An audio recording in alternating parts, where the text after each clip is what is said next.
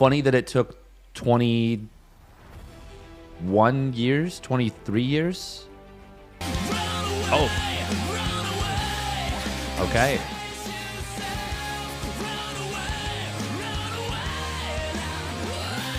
F91. I'm assuming rank 2200 is 2200.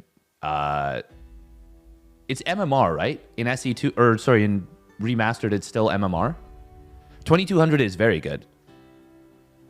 Used to need to be Flash to control Vikings. Yeah, literally. Yeah, SE2 is like 2200. Is 2200 high S? I thought it was like, yeah, Artosis is 2200. But I think it's like S. F91 versus Tusk Girl.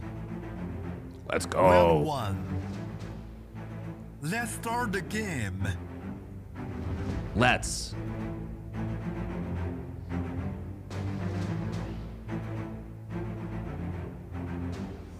Because I think high S is like 2500, 2600, right? All right. It's going to be really funny if we just watch their cameras and they don't have a game feed. All right, there we go. Okay, spawning up in one of the maps. Oh. Yo, let's go. That's a pretty sick intro. Okay, I know nothing about the maps, but I know that this is the top right position. And I do know that F91 plays Zerg. And yeah, he's chatting away. And on the top left, we've got Toss Girl. Now, I know nothing about the build orders. She's got some nice eyeshadow, I suppose. That's nice. That's good. Can anyone tell me what map this is?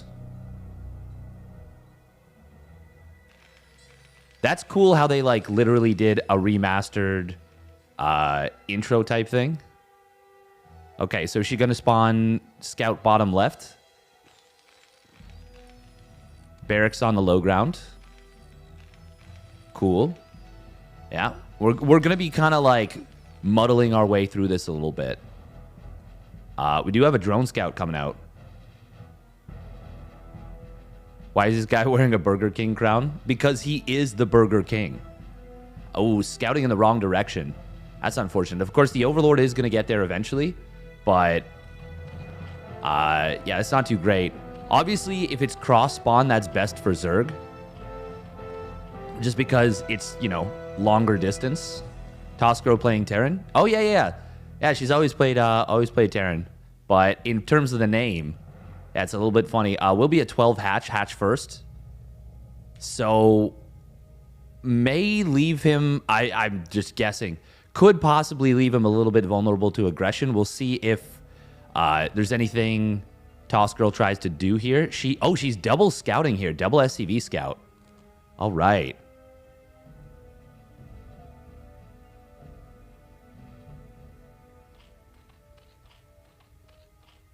We'll see what the two players are planning to do here. Obviously, mutas are going to be an option. Lurkers are going to be an option. Oh, that Overlord is going to fall. That's a pretty big deal. That's a huge deal, no? I don't know a ton about Brood War, but I'm pretty sure you're not supposed to lose the first Overlord like that. And we've actually got a little push coming here. Yeah, looks like Toss Girl is going to try and punish this hatch first. And killing that Overlord. Oh my god, if she gets this second Overlord, it might actually just be game. Is this game literally over? Toss Girl's got just a little smirk on her face because I think she wasn't expecting the game to go this well, maybe. Bunker trying to come up on the low ground here. Drones, not only are they not SC2 drones, they're not even SC1 drones. They are terrible units. Workers are idiots in this game. Mostly because everything's an idiot. So workers are actually very much like, they're fine. But I think F91 might be dead. Like, I think he might be straight up dead. If the bunker gets up on the second bunker, or the bottom bunker, yeah, it does. Oh, and the second bunker does too. That hits the hatchery. This looks completely over if the Marines get in. I think the game is over. What happened here? F91's going to be knocked back down to one base. Oh, man, he is in shambles. Losing that Overlord actually crippled him. And now Toss Girl just calmly expands behind this. F91, he's got a crown, but he is not the king today. Oh, man. Even that Spore Colony got, or not Spore Colony, Creep Colony got taken out. Couldn't turn into a Sunken. Okay, here comes the break attempt. That's a lot of Lings. Ooh, is this, okay. Is this going to be able to get the bunker? It will get one of them. But does that even matter? It might save the hatch, but that's so many Zerglings that went down. It's 12 supply right now. Yeah, Toss Girl's still going to get this hatch for sure. Oh, man, and you do not get Broodlings when this spawns out. We got the face cam right there showing a broken man. He's shaven. He has as much hair as he has chance in this game right now.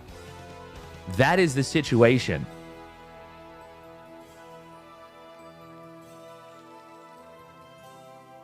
This is this is a pretty brutal situation. You don't need to know much about Brood War to know that losing your hatch first and that many Zerglings for like a bunker and a Marine, and I guess 2 SCVs, is not a good trade. And now Toss Girl's just like, lol, I just go home now. She's literally doubling her opponent's supply and then some. It was a good cleanup from F91. The fact that he even got the bunker is not bad. But Toss Girl, I mean, she's getting this bunker of her own. She's already got a ton of Marines here. Nice little wall there with the barracks as well. I mean, this looks completely over. I think just a stim timing, no? Like stim, what, maybe 4 racks? That's just a guess. I don't know what the actual number is, but that sounds like a good number. 4 racks, a few. Actually, she's got her 2 medics now. I think as long as she has stim, this game is over. Like, she's just going to walk across the map, and F91 on 17 supply, he's supply blocked, is going to...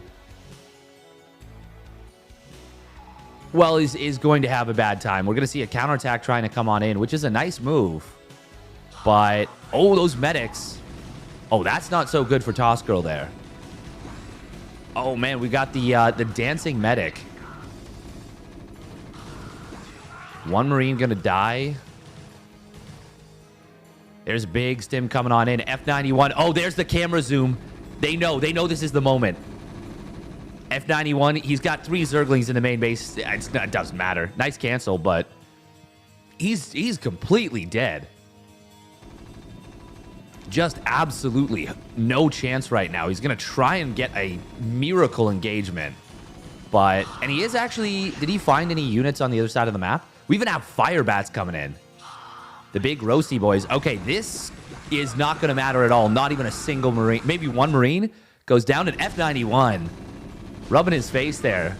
Toss Girl calmly, methodically dismantles her opponent with a cheeky bunker rush.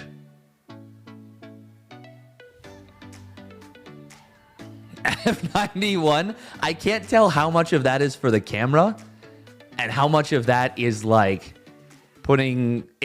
actual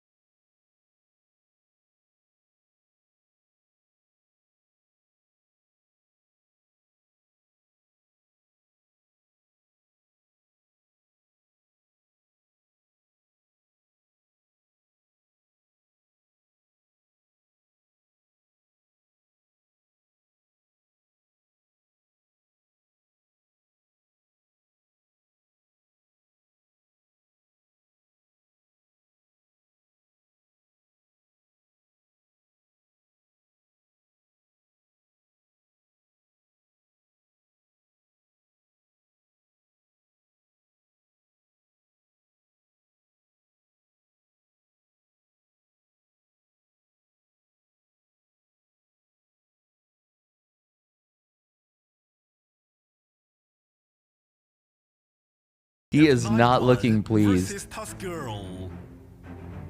Round 2. Let's start the game. I love these intros. Let's start the game. Very fun.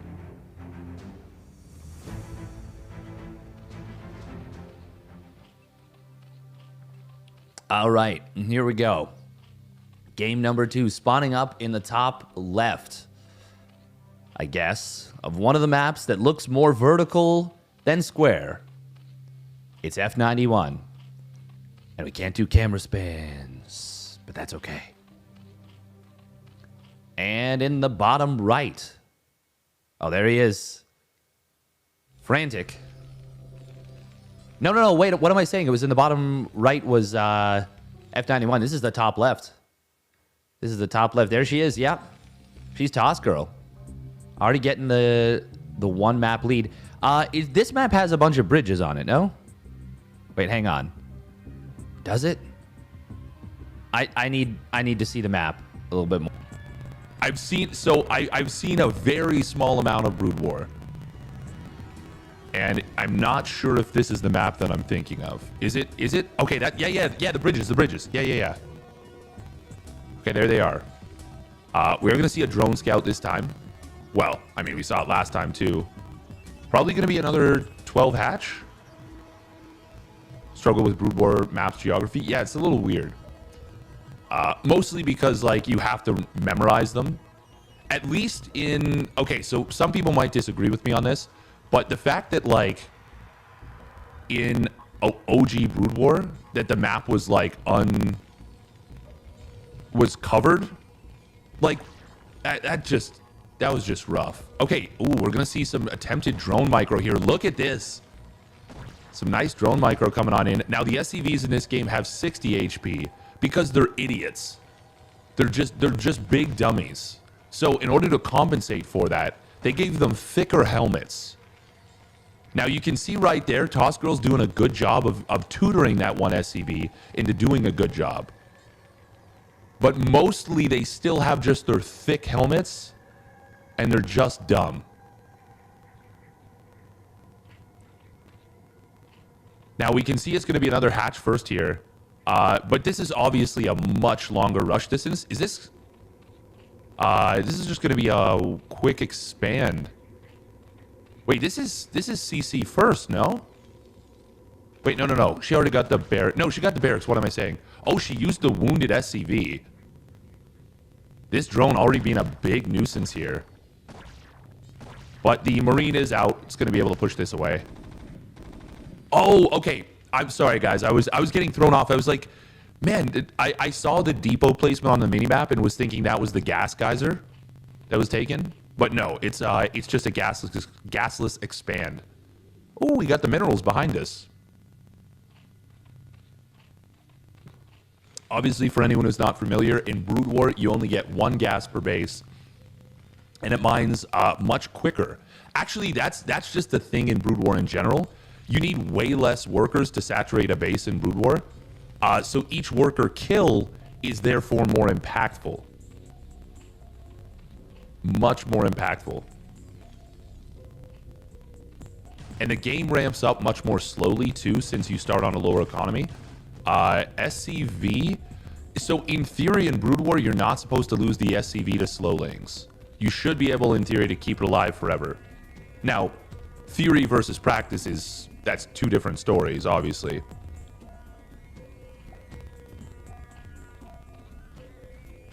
Also in Brood War, you don't have things like spawning pools wiggling, I don't believe, to indicate upgrades.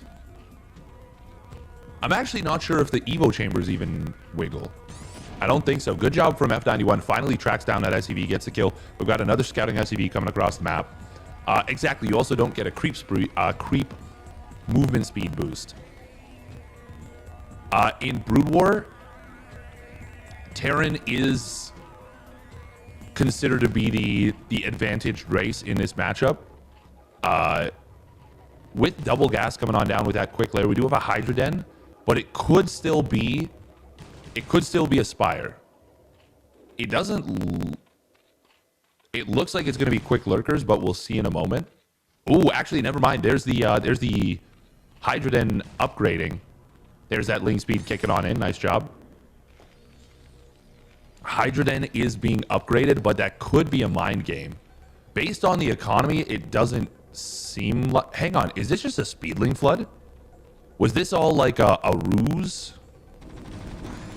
We do have the first couple of medics coming out for Toss Girl. This is a strong timing for the Terran, where Lings are really going to struggle to fight on even footing. Ooh, Marine's going to get on in here. Oh, one Marine will get picked off. Good job from F91 there on the snipe. Big stim, and we do have the sunken colonies trying to morph on in. I don't know how long it's going to take them to finish. This is going to be a great surround here, actually, coming in from F91. Yeah, he's going to clean this up, and the sunkens were just in time. Excellent defense here coming out from the Zerg player, and that should allow him to drone up a little bit. He actually really needs to do so, unless he's going to try and hit like just a lurker timing and just kill his opponent. Oh, that's a big find right there. Getting another Marine on the chase down. Now, I don't think Toss Girl is even close to siege tanks. You could see a bust attempt on the front line, but I really don't think that would be the best call. Oh, that's going to be a quick hive coming on in. For lurkers, we could see some Plague-oo. We do already have or sorry, did I say lurkers? Defilers. We are going to see a lurker den coming on in. First lurker is already on the field.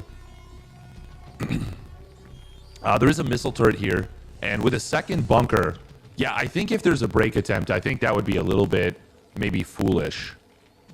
Wait, can you set up lurkers behind the base? We've got a couple of units moving to the right side. They can't hit the base from there, can they? Yo, is this map just broken? Is this just a busted map? Oh, lurkers setting up on the bridge. You do not want to cross over. In this game, oh, scan comes in. Lurkers were hitting that bunker. Nice scan from Toss Girl. Was able to respond to that.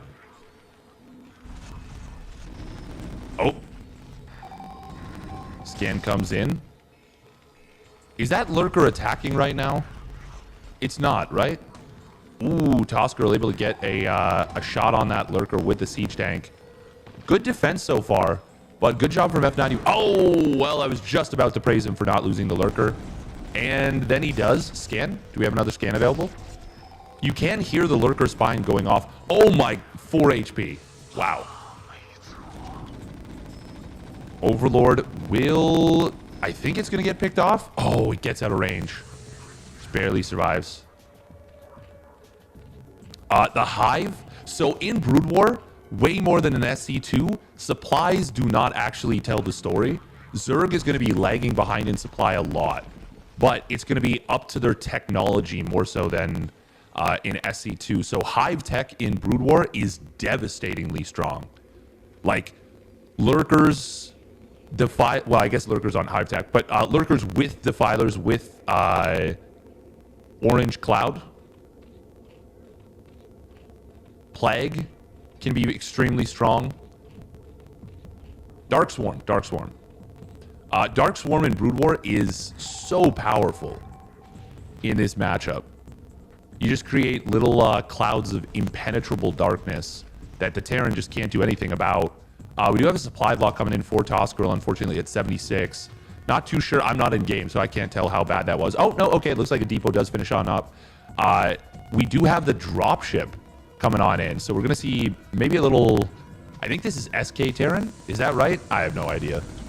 I'm just guessing. Firebat. Ooh, cute 2 Firebat. Only 1 medic, though, so this is not going to have a lot of staying power. Scourge gets... Oh, this is such a great cleanup here.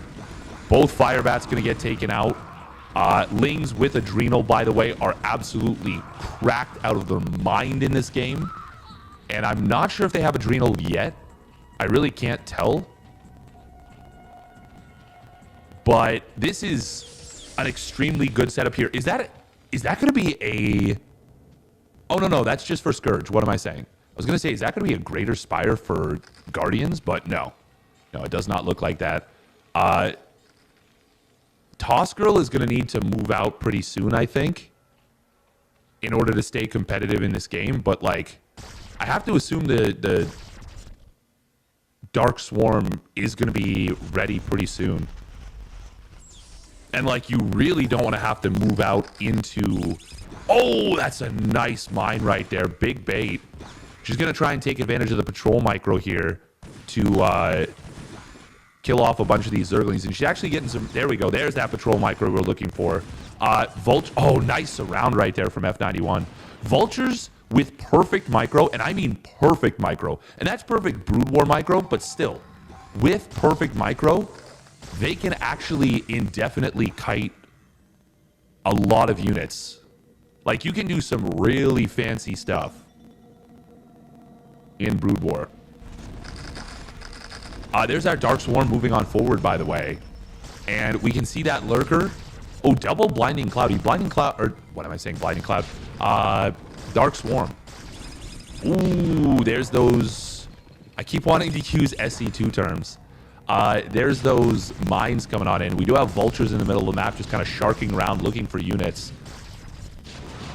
Siege, I mean, pushing across this bridge, even with the Dark Swarm, feels prohibitive. I love these mines, by the way. These are doing such a good job. Oh, we got the Irradiate coming on, and Science Vessel's going to do very well against both the Defilers and the Lurkers. Eventually, we'll take them out with the help of that Irradiate. And so far, Toss Girl is doing a pretty darn good job of defending. Oh, another Spider Mine going to go... Wait, no, that got killed off. Yeah, it looks like it got killed off by the Lurker. This is so much Orange Cloud. So those Lurkers right now are only taking damage from Siege Tank Splash. Oh, that mine somehow... I didn't know that. I didn't know that Spider Mines didn't... Oh, nice job. Takes down the Defiler. I didn't know that Spider Mines didn't connect on Lings. We are going to see the Lurker trying to kill this Siege Tank. I don't know if there's enough repair. No, there is not. How much Dark Swarm is left? I can't imagine it's much. Firebat Splash, by the way, will...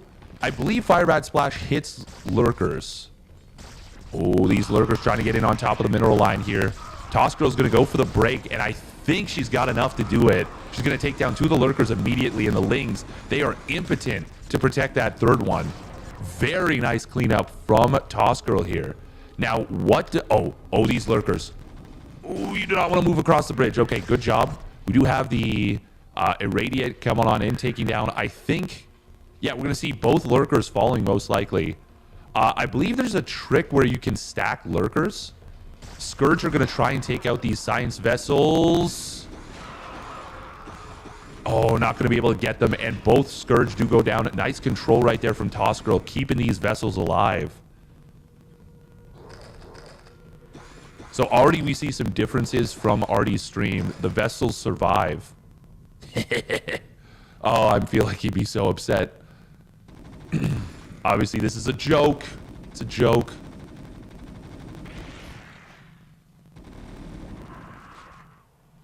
Artosis wouldn't have lasted this long.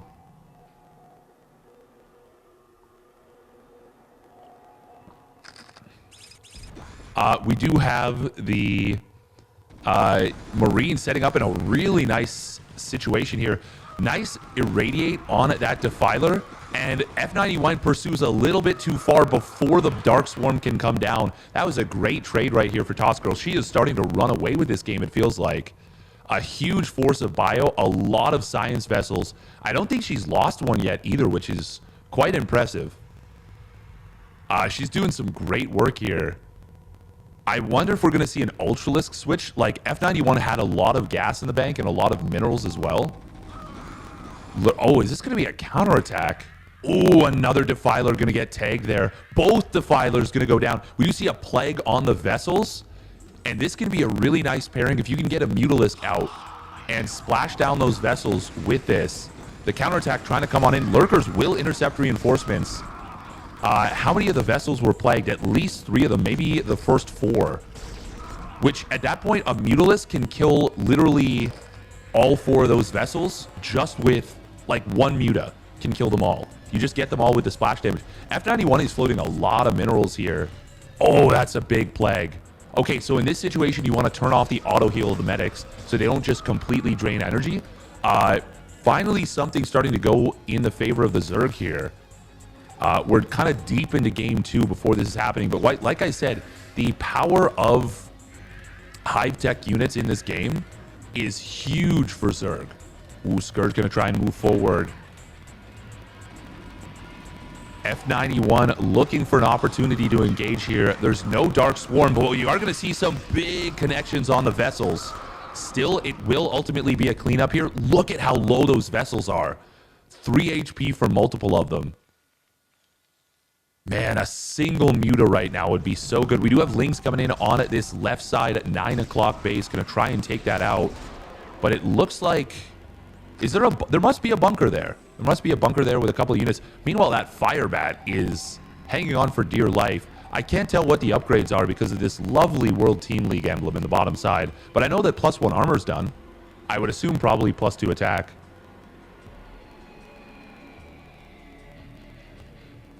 Clipton sent to Artosis. He's now talking about you on stream. I mean, he's free to critique my SE2 play, but I think it speaks for itself. And the speech is terrible. We are going to see an engagement once again. Scourge coming in, getting some big connection. Gets 2 of those vessels once more.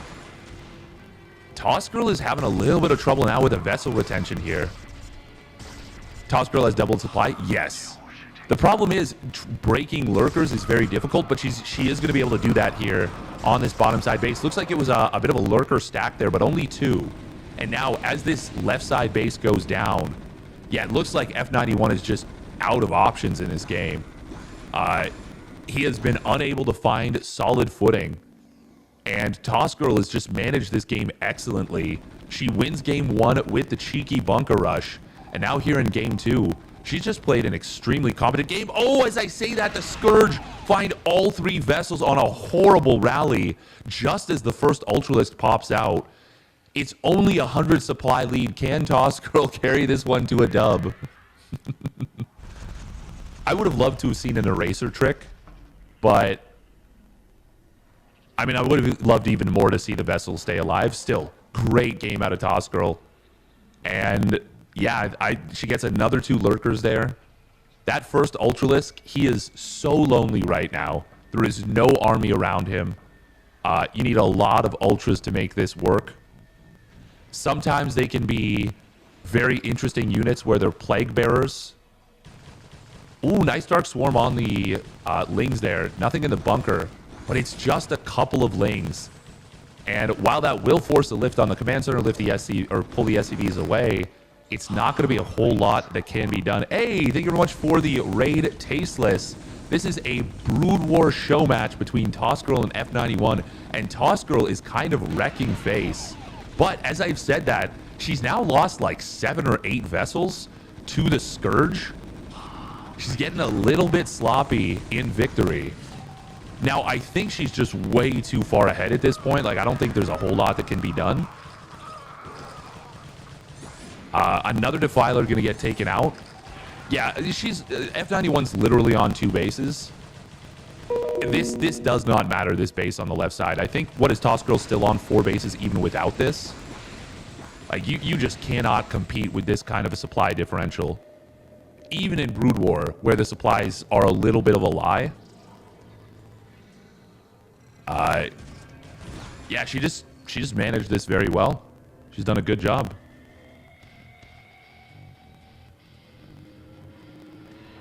Welcome everybody from Tasteless Stream. One of the GOAT foreigners and greatest casters of all time. We are going to see a push coming across the bridge here. F91, he's not even going to be able to take this base down. There are a few Ultras here, but one of them already has the poison. That is a very small number of Lings here. If there was enough Ultras... Oh, can we get a Defiler on top of those Ultras? There's the Dark Swarm. And that means the Ultras are going to be able to get like 2 Marines before they move out. Oh, another couple vessels going to go down. These vessels are pretty important. Okay, one of the vessels does get saved. Good job right there from Toss Girl. But, I mean, it's literally a maxed out Terran versus a 40 supply Zerg. F91, I mean, there's just nothing for it. Plague, that's a pretty good Plague. But even if literally the whole army died, there's another one that's even bigger coming across the map here. And more vessels. There it is. GG gets called. F91 rubbing his hands. Toss Girl with a cheeky, just the smallest little smile right there. Just a little smirk. And F91 in shambles. It's going to be funky. This is going to be a very intriguing match. But everything has to go right for Team GP to have a chance. Christianer.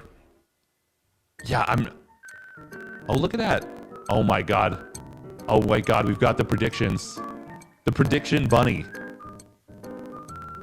What's he going to do? Where is he going to go? Who's he have? Oh! He's picking Team GP. The prediction bunny. 6 more weeks of winter. There he is. It's over. Game, set, match, bunny. There he is, the bunny with the prediction. Oh, I love it. I love it here. Everyone picking Kites of Gaming, save for the bunny.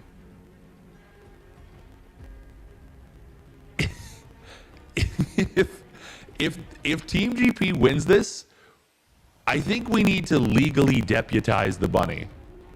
I think we actually have to, you know, yeah, I don't know.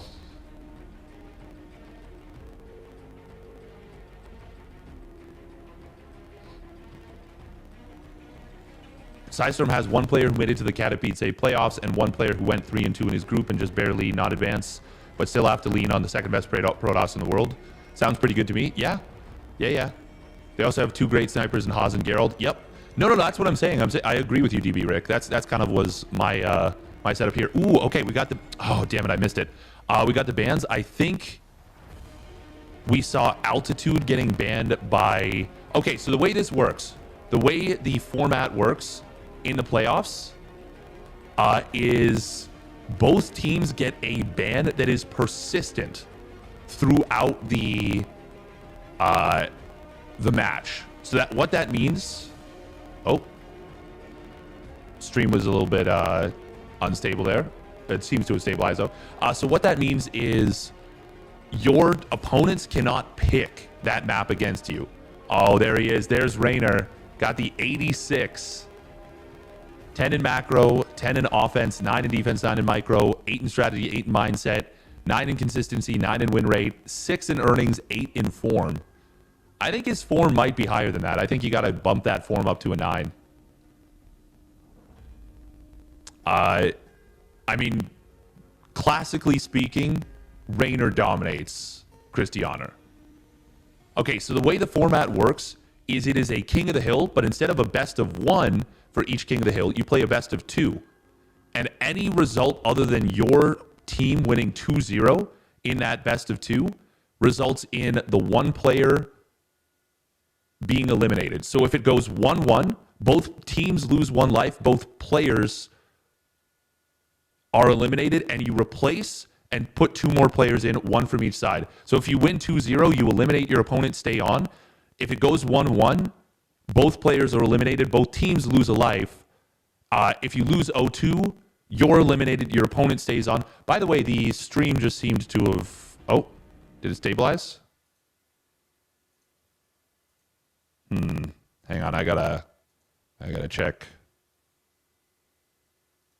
Yeah, it looks like the stream has had a time.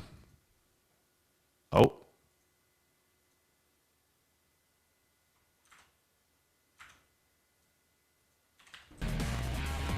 Okay.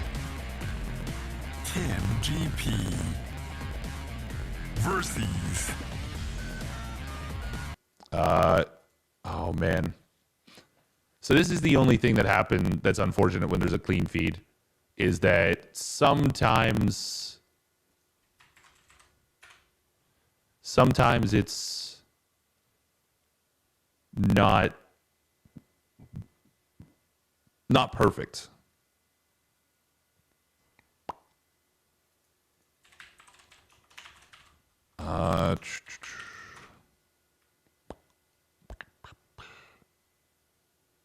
Oh, are they?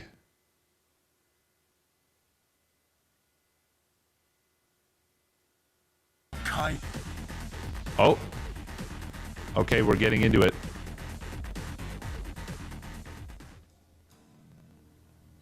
All right, here we go.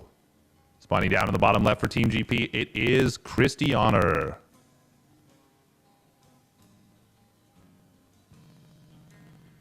And his opponent spawning up the top right. Oh, maybe. There. Okay, we're back. It's Rainer.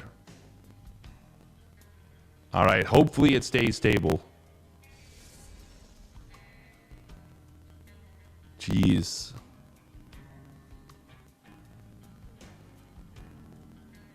Okay, seems to be stabilized, but I apologize if we lose anything. I mean, there's not a whole lot I can do. No hatch block coming out. Nexus first. Okay. Excellent decision. Honestly, I think excellent decision. Think Hero can contend for greatest Protoss of all time. He needs some more results, like, now, but he's got a chance for sure. He's got a chance to contend for it. That's such a tough one. I think Zest is on the list. I think SOS is on the list. I think Hero is on the list. I think Stats is on the list. I think a lot of people would put Classic on the list. People would even put Rain on the list. Yeah, I'm not sure.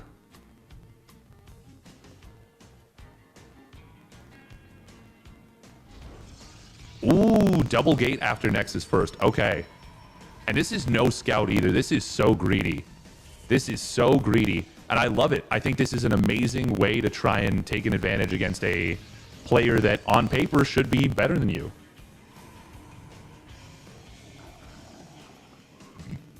We're not talking about the GOAT overall. We're talking about the best ever Protoss player.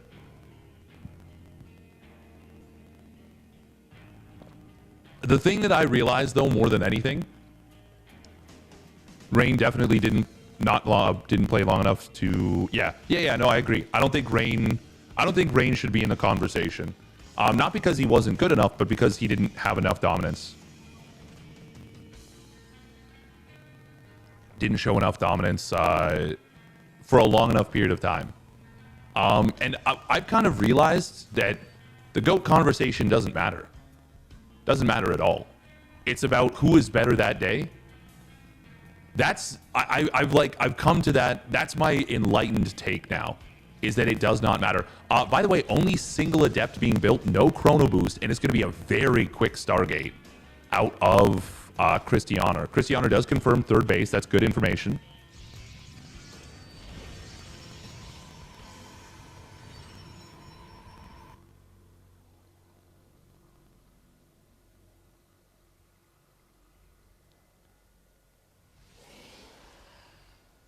All the norms were shattered? Exactly.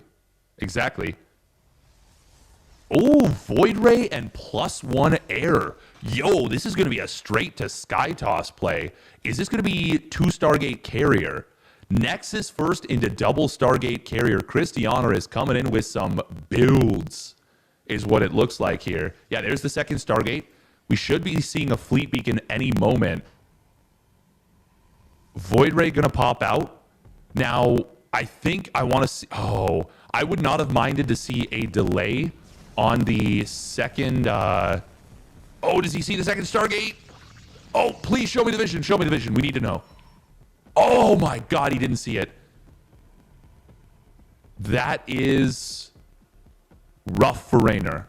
Now, that doesn't mean he's going to lose this game. He does get supply blocked with the loss of that Overlord, which is a little bit of a pain. In order to deal with this, okay, he does drop a quick layer. You need a quick layer. You need a Spire to deal with this. That +1 air weapon is going to be so fast. Raynor, wrapping around on one of the Adepts. That's very nice. That's going to make taking this third Nexus a lot more difficult for Christiana. More Lings coming on in. This is great for Raynor, actually. This is very good. Being able to deny this third Nexus. That's incredibly useful. So good job from Raynor getting the jump on that one Adept. He canceled the Roach one, but he will rebuild it because he doesn't know exactly what is going on. Now, there's a few things you can do with this double Stargate carrier play. You can stop at literally 2 carriers and just do like a Charge Lot Archon all in, or you can keep pumping carriers. You can go up to 4. You can go up to a very fast +2 air weapons. At this point, Raynor, he knows what it is. He knows Warp Gate's not done. This is too late. It's way too late. He's still pumping out Queens. He's going to be in a good position to deal with this. Now, the +1 air carrier timing is going to be nasty. And so too will that +2 carrier timing. But we can see Raynor starts up the Spire immediately. He's already on 62 drones, droning up behind this very nicely. He's read this build perfectly. With all the information that he could get, he's read this perfectly. Now, the only thing is he needs Spores, because you really do want Spores to tank the first first attack of carriers. You want them to tank the interceptors. You do not want the Queens fighting those carriers straight up. As well, it's going to be a little bit funky. He's going to need to make sure the Queens don't wander forward. Now, this creep is actually going to help him a lot here, because now the Queens kind of can get on top of this. How many interceptors are going to go down? We can see the carriers are aggroing the Queens. So yeah, he needs to kite back. The Queens are actually like really derping out here because of the change to the carrier. You can see the Queens are really trying to target the carriers. This is actually going really poorly for Raynor. He's going to lose a lot of these Queens. The change to how carriers function has really meant that was a lot worse than you'd want it to be. I think 2 or 3 Queens went down. But yeah, really more than anything, Raynor needed a Spore Crawler at the front to tank the carrier shots. And he needed to put the Queens on hold position. But still, he holds. He kills most of the interceptors. And he's got Corruptors coming on out now. Now, behind this, we do have a Void Ray transition coming on in. No, no Flux Veins for this. Ooh, you got to be a little bit careful here, Christiana. Queens are going to aggro this. There come the Corruptors from the side. We're going to see at least 1 carrier go down. He might get a couple carriers. Oh, does he get that second one? Yes, he does. Huge pickoffs for Christiana, or for Raynor here. And behind all this, we've got +1 weapons and Blink, not charge. That's a Void Ray that just went down as well. Christiana is going to lose the Nexus. He can't prevent it. If Raynor just gets... Oh, he's going to even get one of these Void Rays too. Actually, that's the game, yeah. No, there's just not even enough to hold here. Raynor comfortably dismantles the Sky Toss opening.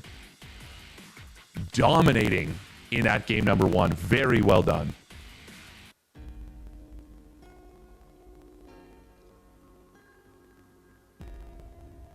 It honestly feels like this build has mostly been figured out. If you recognize that there's no Warp Gate, you can just go straight up to those carriers. You can just go straight up to those carriers. So I wonder if it would be worthwhile, or straight up to those carriers, straight up to those Corruptors. I wonder if it would be worthwhile to do what Hearthstone did and literally put a Cybernetics core in your main base, get Warp Gate, but get the Cybernetics core in the main base for the +1 air. And use your opponent's scouting against them. I think that would be probably the best way to do this.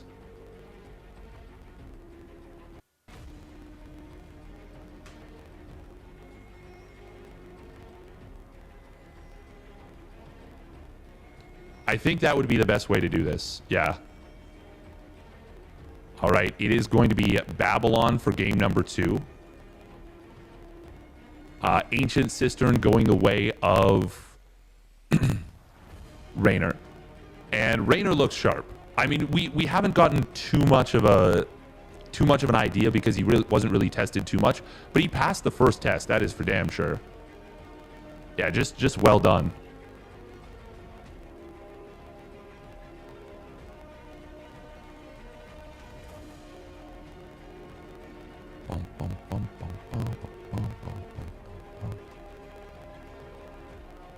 Yeah, no, I misspoke. It was straight to corruptors, not straight to carriers.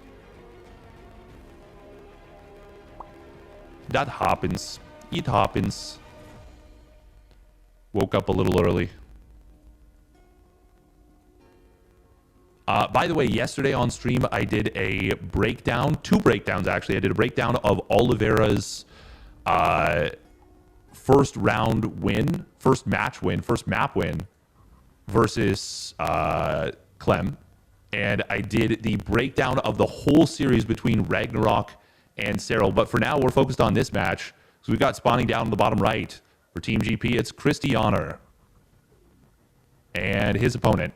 Spawning up at the top left for Kites of Gaming, it's Rainer. But yeah, I'm going to be... They're already posted to YouTube. They're going to be uploading or processing right now. When I watch WTL, I like seeing players like Rainer, like Christiana versus players like Rainer. Yeah, I think it's pretty fun. I think it's really fun. Remember that game started with a Nexus first, super greedy play out of Christiana, and he wasn't able to get anything done, really.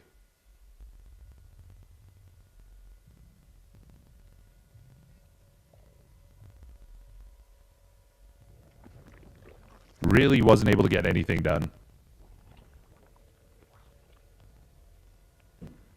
All right, this time Cristiano going to be playing a little bit more like he normally does. Goes for the hatch block at the natural, says you don't get to, or I guess the block of the opponent's hatch. That's still something where I'm like, how do I say this to sound like a normal human?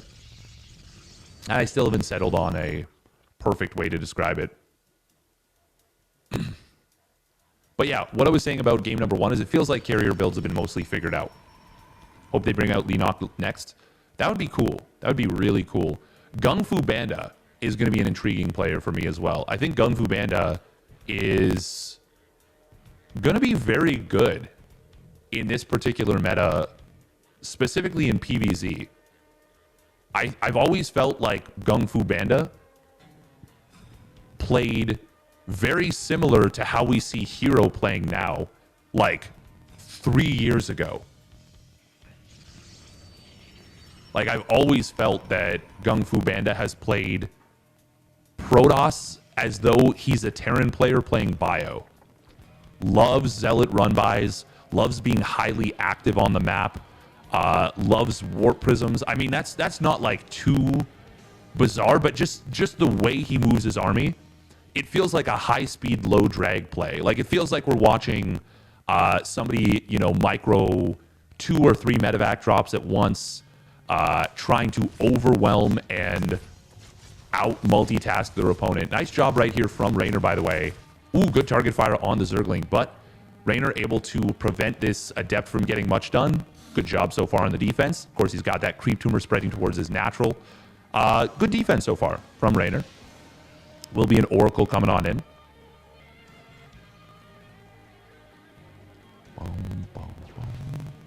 How's the game sound, by the way? Do you guys want me to pump it up a little bit?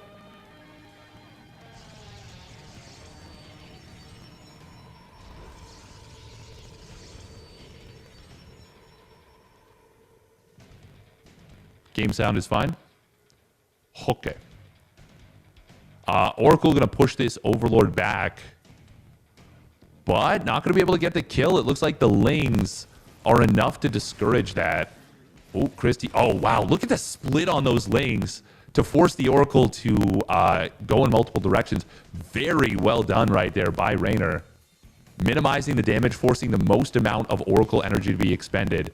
And look at this. We've got the 4-gate Glaives play after the Oracle opening. This is something Zest used to love doing. Christianer, he is a big Zest disciple.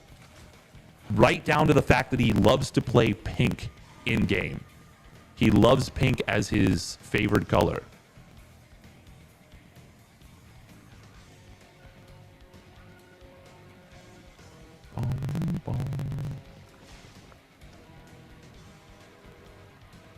He pays Starglaves. Ooh. Starglaves, that's a cool way of saying it. Oh, I love that. I love that. Starglaves. I'm gonna steal that if you don't mind. I will credit you though, because it is your... Is that a syllogism? I feel like that might be a syllogism. Great setup, by the way, for the wall here for Raynor. He's going to be able to plug that gap and prevent the Adepts from getting into the natural. Already has 7 roaches on the way. He's dealing with this perfectly. Yeah, this is textbook right now from Raynor on the defense. Pulls all the queens to the front. Going to be able to discourage this attack. Cristiano, he shades forward into the wall. He's going to try and break this down. Ooh, nice job right here with the roaches. And wow, great cancels overall. Cristiano does break through, but he pays a pretty heavy tax to do so far. Still, he is starting to find some damage. Look at this, though. Raynor is defending this perfectly. 3 roaches and a few lings in the main base ready to catch these Adepts. We do have, I think, more Adepts trying to shade. I think more Adepts already shaded, actually, to the 3rd base. Yeah, they did, but Raynor's on top of those as well. A few drones are starting to fall, but Cristiano is not getting the damage done that he needed to with this attack. This has been expertly defended. We've got another Oracle being built. Oh, he actually did kill one of the Evo Chambers. Ooh, that's kind of big. That's actually very big. But this is going to get... Well, it's not that big. This is going to get cleaned up. +1 and Blink coming on in behind this from Cristiano. Raynor, he shut this down so well. This was actually a truly expert defense from Raynor here. He's now up to 60, well, soon to be 64 drones. He's got his +1 melee on the way. Oh, there's no Spore at the 3rd. He was not anticipating this 2nd Oracle, but even with 7 drones going down, losing the Oracle kind of, I mean, that stings a lot, actually. Oh, nice save right there on the drone trying to take the 4th base. 13 drones still. Yeah, but that's still actually not worth it.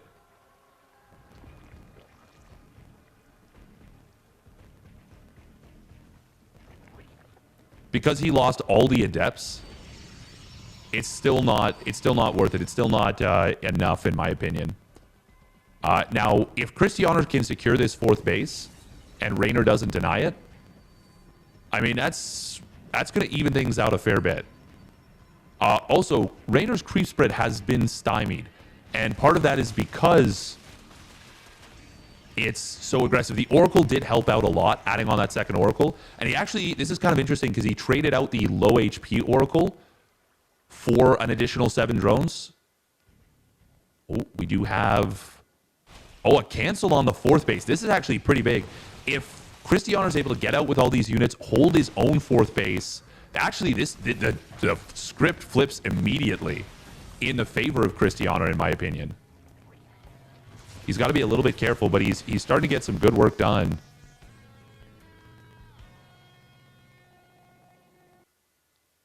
Oh. I am sorry, guys. It's unstable right here on the stuff.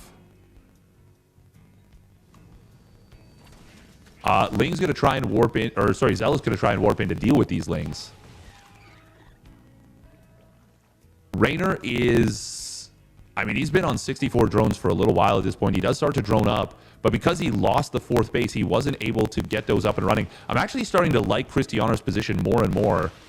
Ooh, but this is going to be a huge catch right here. We see the Lings getting ready to catch the Stalkers on their way back. Unfortunately, Raynor actually was a little bit too far forward with the Lings, and he didn't get the full catch. That could have been like 10 or 12 dead Stalkers. Instead, Cristiano escapes with only losing 2. That was really close to being a disaster, actually, for Cristiano. And Raynor just barely wasn't able to close the Iron Trap. Now, Cristiano's going to be careful. He's so far forward onto creep here. He is really far forward. Does not want to get caught. But Raynor does... Oh, he's going to lose more drones at this base. Banelings are going to try and connect on these Stalkers. Zealot Warp in that was to the left side did get sent back home. However, it's now going to move in. But the creep spread from Raynor is starting to really take control of this map here. Really good stuff from Raynor. But you can see that he's a little uncomfortable in his chair. I don't think he's too happy with his position in this game. He's only on 69 drones, which is nice, but in the game, it's actually not great. Cristiano is only on single forge. So he's not going to be on this mad, super powerful 3-2 timing where, you know, the Zerg army almost kind of times out if you're not on double Evo chamber yourself, which Raynor is not. But it is still a situation where Cristiano is approaching max out. Oh, those Banelings were so good on the defense. Cristiano walking up a ramp into the waiting arms of 4 Banes, loses like 9 or 10 Zealots. That's a great trade. That's going to allow Raynor to now move forward on the left side. I think he can now knock out this 5th base. That might be a huge turning point in this game. And I like that he sends some roaches with it too. Zealots are going to get obliterated once again by the Banelings. And now we've got another force of Roach, or well, Ravager Lingbane. This probably will get cleaned up on the bottom side. But Raynor is going to find huge damage in the meantime. And Cristiano doing a good job of trying to kind of deal with all of these fires. But those Banelings are a big problem for him. Somehow Cristiano hasn't lost that much yet. Nice Corrosive Biles taking down that Oracle. Cristiano, of course, is overtaxed significantly. Battery overcharge going to get popped. We should see it getting target fired down. No, he gets the pylon. During all this, the 5th base does fall. And Cristiano, he is on his back, well, he's on the back foot and soon to be on his last legs.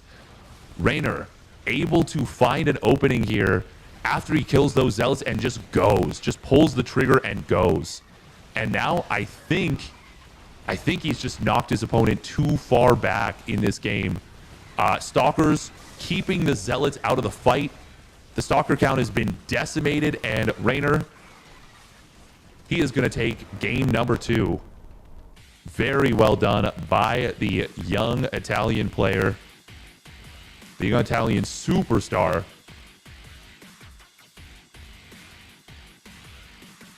Very well done. If he made more Oracles, it would be good. Yeah, I think so too. I actually think so too. It is difficult to deal with that kind of multi-pronged aggression though. Like, it's really difficult to deal with. The pizza-powered player is OP. Yeah, he's pretty good. Pretty good. I wonder who's going to come out next for Team GP. Reminder that the winner of this match faces off against Alpha X, who Ragnarok had one of the best runs of his career, is having playing some of the best StarCraft of his life. And as long as he doesn't run into Maru, he can beat anyone. We've got Astrea, who, even though he had a very... He had, for him, I think anyone would agree, a disappointing showing at IEM Katowice. He is still a world-class player and will be looking to prove himself, most likely. And then Zaun, who, I mean, is the defending ESL Korea champ right now. Now, Zaun also had a bit of a disappointing IEM Katowice, but that doesn't mean he's not a great player. He is absolutely an excellent player as well. He missed making the playoffs by one map. One map versus Spirit. And he actually... I want to do a breakdown on this series because I'm really interested how it happened. Coffee beat Zaun 2-1 in the opening round of the playoffs, or of the round of 36. Not playoffs. All right, I'm going to run 2 minutes of ads. Stick around. This is very much playable after the Adepts, though. No. The catch on the Stalkers and the failed run by has got him in the end. The catch on the Stalkers only got two Stalkers. I think more so, much more so than the Adepts, because it was still playable, but it was definitely an advantage for Raynor, was the cancel on the 4th base and the fact that he then secured his own 4th while that was happening. That's what helped Cristiano the most. And that like equalized the game and even put him into a good position. But the Adepts on their own weren't enough. They did okay, but they didn't do enough, in my opinion. But people could argue that. I'd have to look at the state of like injects and everything like that and see like, oh, you know, like how many injects did Rayner miss out on? Because he recovered in terms of worker count pretty quickly. But yeah, I want to take a look at Coffee versus Zound. Cure versus Spirit, by the way, was amazing. Cure versus Hearthstone. Actually, yeah, I want to do a breakdown of Cure versus Hearthstone too. I've got a lot of breakdowns that I want to do. I really enjoyed doing the one from before. Maybe even Hearthstone versus Nice, because that was a stellar performance. I really think Hearthstone was playing way better than anyone realizes. I think if he had made it to group stages, he would have made it out of almost any group. If he plays, so this I gotta kind of put this as a caveat. If he plays the way he played against Nice and Cure in game number 2, that's cherry picking a little hard, because against Cham he made some critical mistakes that I don't think he would have made again. Ah, that was so sad. It's kind of wild as well how Cham kind of single-handedly finished off 2 of Shopify's runs. Speaking of which, we've got him coming out. There he is, the captain for his team. It's Cham.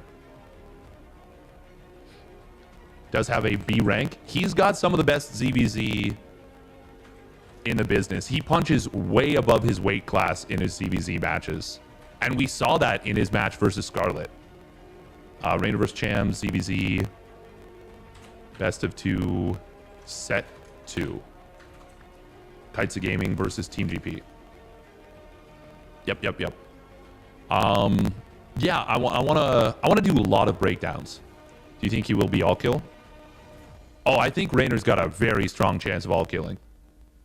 And I think that is not going to be enough for him.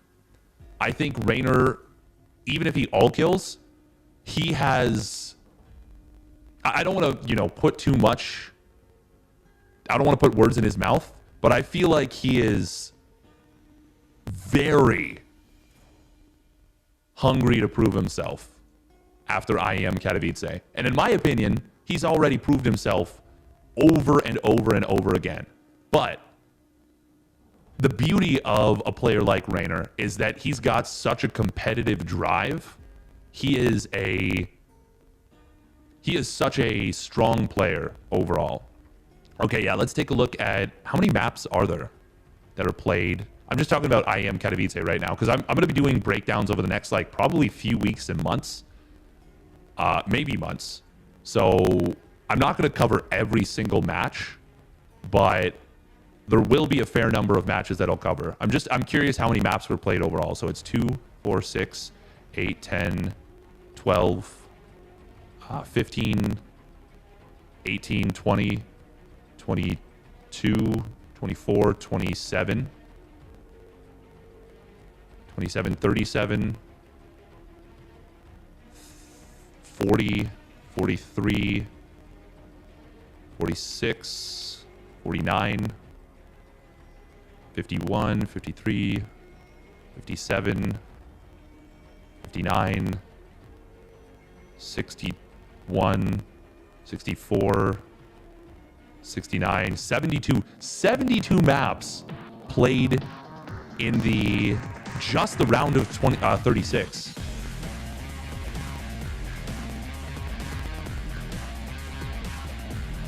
All right, here we go. 190 maps total. Oh, thank you. Oh, that saves me a lot of time. Team GP versus Kites of Gaming. Game 2. 70 maps? No, I've got 72. Let's start the game. Maybe I double counted something, but I have 72 maps from Open. But it says 70. It says 70 on Liquipedia, but I counted 72. Did it? Huh. Okay. Regardless. Look at the maps. Yeah, I'm looking at the map statistics. But like I counted them up. All right, here we go. Spawning down to the bottom right. For Team GP, it is Cham. And his opponent already getting a victory on the board. It is Rainer. So the way that the WTL playoffs works is these matches can be extremely long or they can be relatively short. So you can have a minimum of 7 maps played and a maximum of 15 maps played. And it is possible to get every number in between. You can have 8 maps, you can have 9 maps, you can have 10 maps, 11, 12, 13, 14, 15. All the way, I think the highest we've gotten so far in a playoff series has been 13 maps. I think that's the highest we've had so far. Although there might be some that went longer from before I started covering the WTL.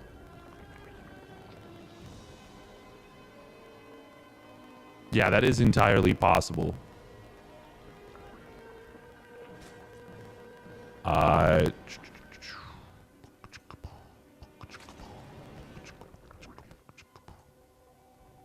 Actually, hang on. Okay. From before. Oh, it used to be actual all kill. Oh, it used to be actual all kill. Okay. But it was best of 3s before. Nah, we're not worried about that for now. All right. What do we got? What do we got coming on in here? So far, nothing out of the ordinary. Cham does have an interesting quirk about his play. Actually, hang on. That's a really quick ling speed here from Rainer. It is a fair bit faster than that of Cham. Cham gets a hatch pool gas, so his ling speed is a little bit later. But I think Rainer's ling speed is earlier than it would normally be. He might have saturated his gas a little bit faster. I don't think he's doing what Dark has done some of the time. But we can see, yeah, the ling speed. That's a significant difference. If Rainer catches Cham on the map... Oh, I wonder if he's going to go for a speedling flood to try and cancel or kill the third base. Yeah, he is. He is absolutely going to do that. Oh, I love this. I love this out of Rainer. Trying to exploit a weakness that he sees in Cham's play. And I'm surprised more players don't do this. Great micro right here from Rainer. Oh, then he loses the lane. Oh, that would have been so nice. We will see the re-engage. Oh, Cham trying to break the RNG. Rainer, though, does pull back. Yeah, Rainer going for a big speedling flood here. Ooh, he loses his second Zergling. Not a huge deal. Oh, hang on. Did he show these lings? Cham was building a good number of lings here to start this off, and he's got a very quick Baneling nest. Excellent Baneling morpholocations. I think this should be an easy save here for Cham, but the Banelings are going to need to be good. One Baneling trying to get target fire down. Will be saved here. Oh, he's cornered. Oh, my God. Oh, Rainer gets out of the trap. That was very close. We do have a Roachhorn coming in for Cham. He's getting a second gas as well. Rainer is adding on his own Banelings right here. He's trying to out-micro his opponent with these lings. Oh, that's a pretty nice Baneling detonation. Cham will have 2 of his Baneling cocoons canceled, but Rainer, he is continuing. Actually, hang on. Oh, Rainer loses one of the Banelings. Cham, oh my God, he's playing with fire, but he's doing such a good job. Excellent moves from Cham here. Does engage a little bit too early. Cham is starting up his own roaches. He's up 7 workers. Rainer needs to get something done. This is actually pretty rough for Rainer. If Cham hadn't lost those few extra lings, he could have denied this bit of aggression right here on this third hatchery. But Rainer's going to be able to kill this. Rainer's going to get the kill on this base. He actually kills a queen as well. The roaches are not going to be able to save this hatchery. The ling, oh, that was perfect from Rainer. He even sneaks off a few lings to the top right. Might be able to get a sneaky Bane morph. Nice stacks up on the drones, but these Banelings coming in from the left side. Cham, he hasn't... Oh, nice Evo Chamber morph. Very nice Evo Chamber morph. But the Banelings in the main base, they are about to get some huge connections. Oh, main base, main base, main base, main base, main base. 8 drones just went down. Big play right there from Raynor. Oh, that's like almost a third of his opponent's economy. That means Champ can't push now. Oh, that was phenomenal right there for Raynor. Already killed the third base of his opponent, and then he gets 8 drones. If Cham doesn't counterattack and kill Raynor right now, this game is probably over. Or at least Cham needs to get more damage done. Now, Cham is droning up behind this. He could be using the fact that Raynor is like, feels like he has to build units. He might go for a 2-base Muta here. And in fact, I feel like that's what he's going to do. Nice job from Raynor checking the high ground with one of those lings to, for 1, check Banelings, 2, to try and get a scout. He needed more of those units to get in. There it is. There's the Spire from Cham. And Raynor does not have a lair. This could get very complicated for Raynor. This is actually, like, we're getting us to a situation now where if Cham gets those Mutas out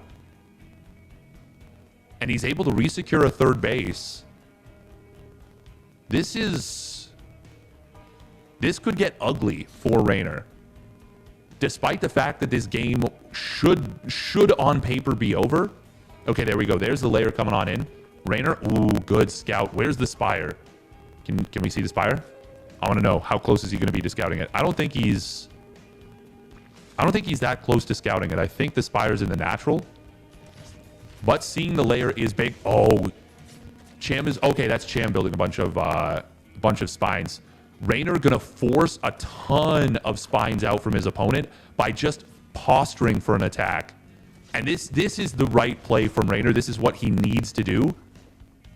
He's gonna back away. Does Cham cancel the spines?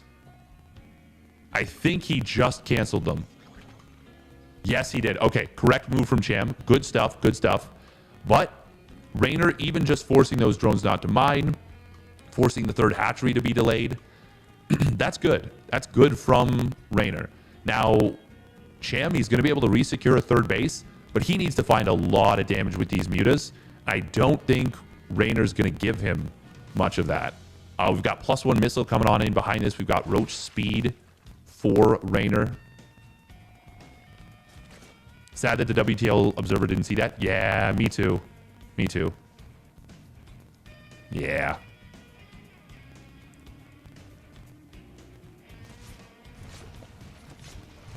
Oh, man, the Queens are pretty well positioned to deal with this.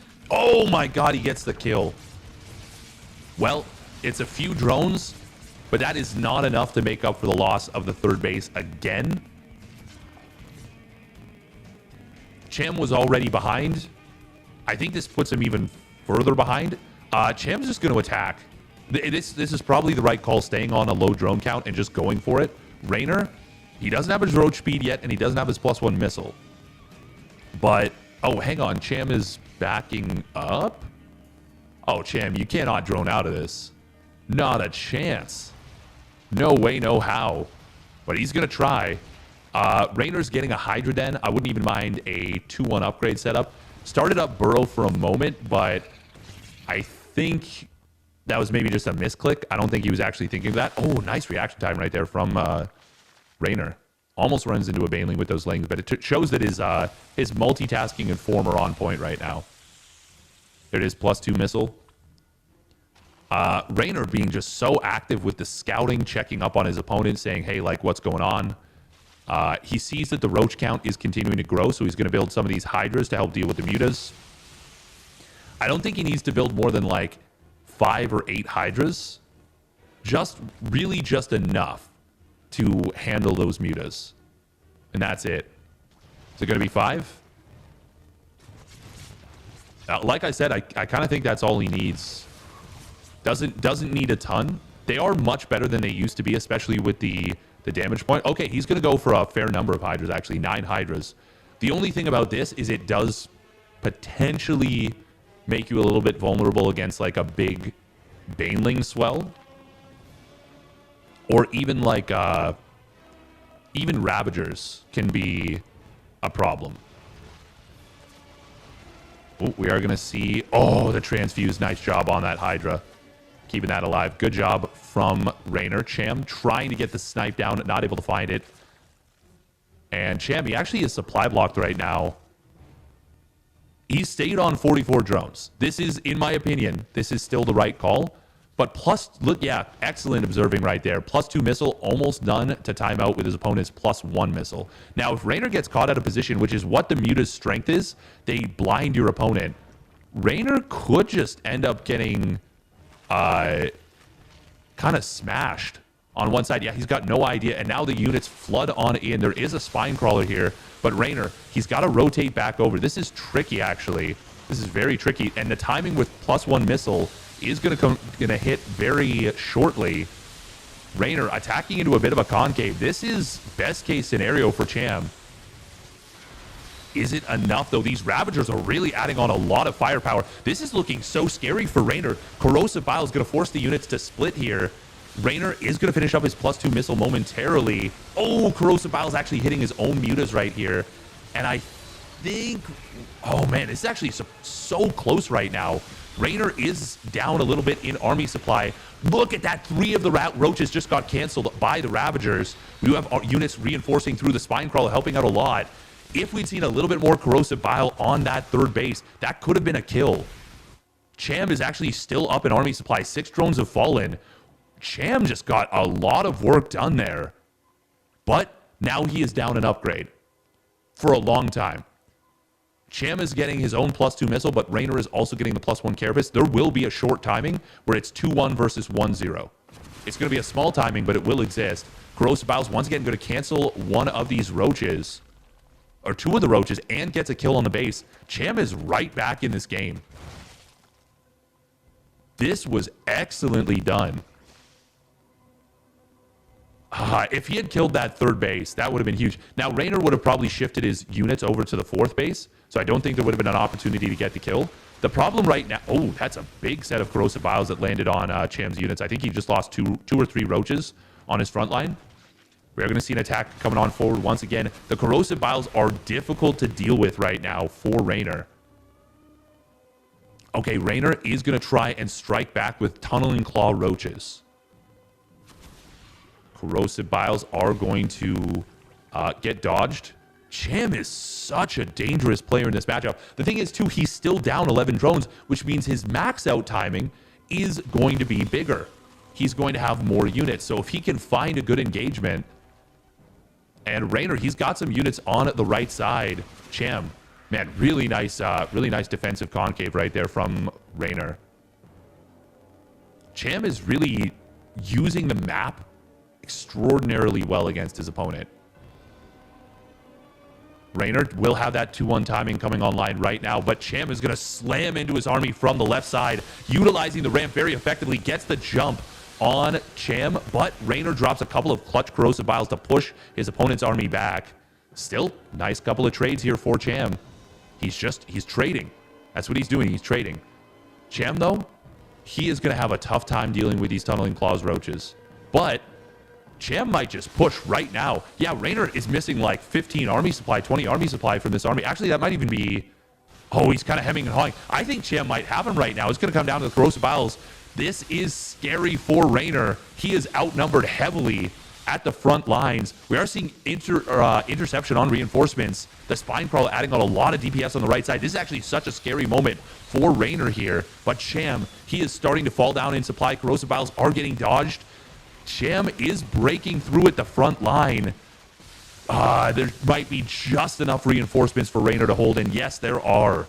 Corrosive Biles canceling a couple more roach eggs as well. Raynor finally stabilizing in this game in a real way. And now it feels like the game is getting further and further out of reach. Raynor is continuing to scale his upgrades and keep the upgrade timing lead that he has. 2-1 versus 2-0, soon to be 2-2 versus 2-0, and then afterwards 2-2 versus 2-1. Raynor, I mean, at some point one of them will need a 4th base. Oh, Corrosive Biles. Raynor a little bit optimistic with those Tunneling Claws roaches. But now Raynor has taken, map control. It is up to Cham to play defense from a significant disadvantage. We do see that he still has decent saturation. We saw it for just a brief moment. He's on 16 of 16 at the third base. And 44 drones is honestly, because of how late it is in the game and they're still on 3 bases, 44 drones is kind of okay. But once Raynor secures his 4th base, he's going to be able to mine so much better than Cham. And Cham will have maybe one more timing in the tank where he can try and get something done. But it is going to be extremely difficult to do so. We're probably going to see a Contaminate actually on the +1 Carapace. I would love to see Raynor drop the Contaminate there. He's already got the... There it is. Yeah, he gets the Contaminate. You can see in the top left that the progress is stalled out. So Raynor might try and hit the timing right now where it's 2-2 versus 2-0. He is maxed out. He's not going to get stronger. Not unless he decides to go up to Lurkers, but that's a long ways away. And if he can just even take this base out, that would be huge. Already does so. Cham setting up for an attempted surround. Ooh, Raynor's got to get out of here. Oh, this is actually so... Wait, hang on. Oh, this is getting weird. Cham is kind of... This is going to turn into a base trade. Oh, I don't actually know who this favors. It should favor Raynor on paper. But Cham, if he can find a good engagement and get some great corrosive biles, he can still make this happen. However, time is not on his side. Time, formerly known as Oliveira, is in fact on Raynor's side. And killing bases is not enough. It is not enough here because he is losing equivalent or greater economy. His opponent does have Tunneling Claws Roaches. Now, this is really nice for Cham if he sets up in his opponent's main base. But the Tunneling Claws... Oh, there's no detection. He unburrows on top of part of the army, catches it on the low ground, doesn't let him up. And now we're going to see a big move. Raynor breaking the ramp against his opponent instantly. He says, no, you are not turning this game wonky. Oh, he's doing such a good job with these Tunneling Claws Roaches. This is excellent play from Raynor. Cham has really given it his all. Ooh, corrosive biles. Oh, big biles on the ramp. That's what could have happened if Raynor didn't break the ramp more effectively with the Tunneling Claws Roaches. But now there is no hope for Cham in this game. Raynor, he really had to give it his all, but he gets the job done. Question, are timing attacks now renamed to Olivering attacks? Yes, absolutely. That was a great showing right there from Raynor. He did a really good job, but I mean, we got to tip the cap to Cham on that one because he just showed some very strong ZVZ, some particularly strong ZVZ. The salted pork is particularly good.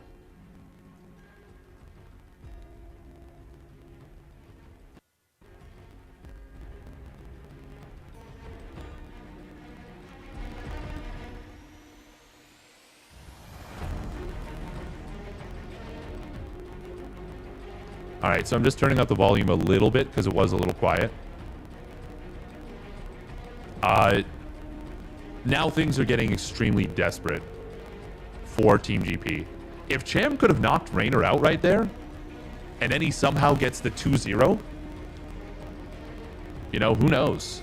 Obviously, Oliveira is still on the table, but even now, there's still a chance.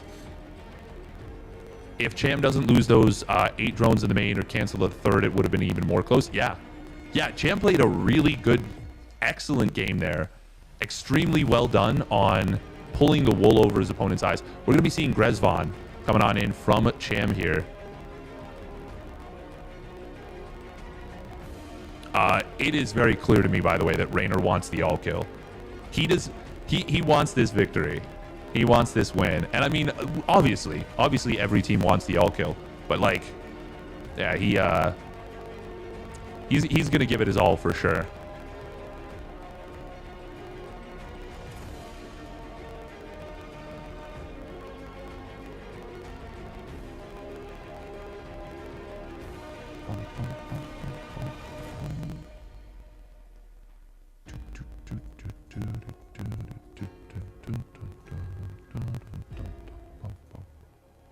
All right, let's get into it here.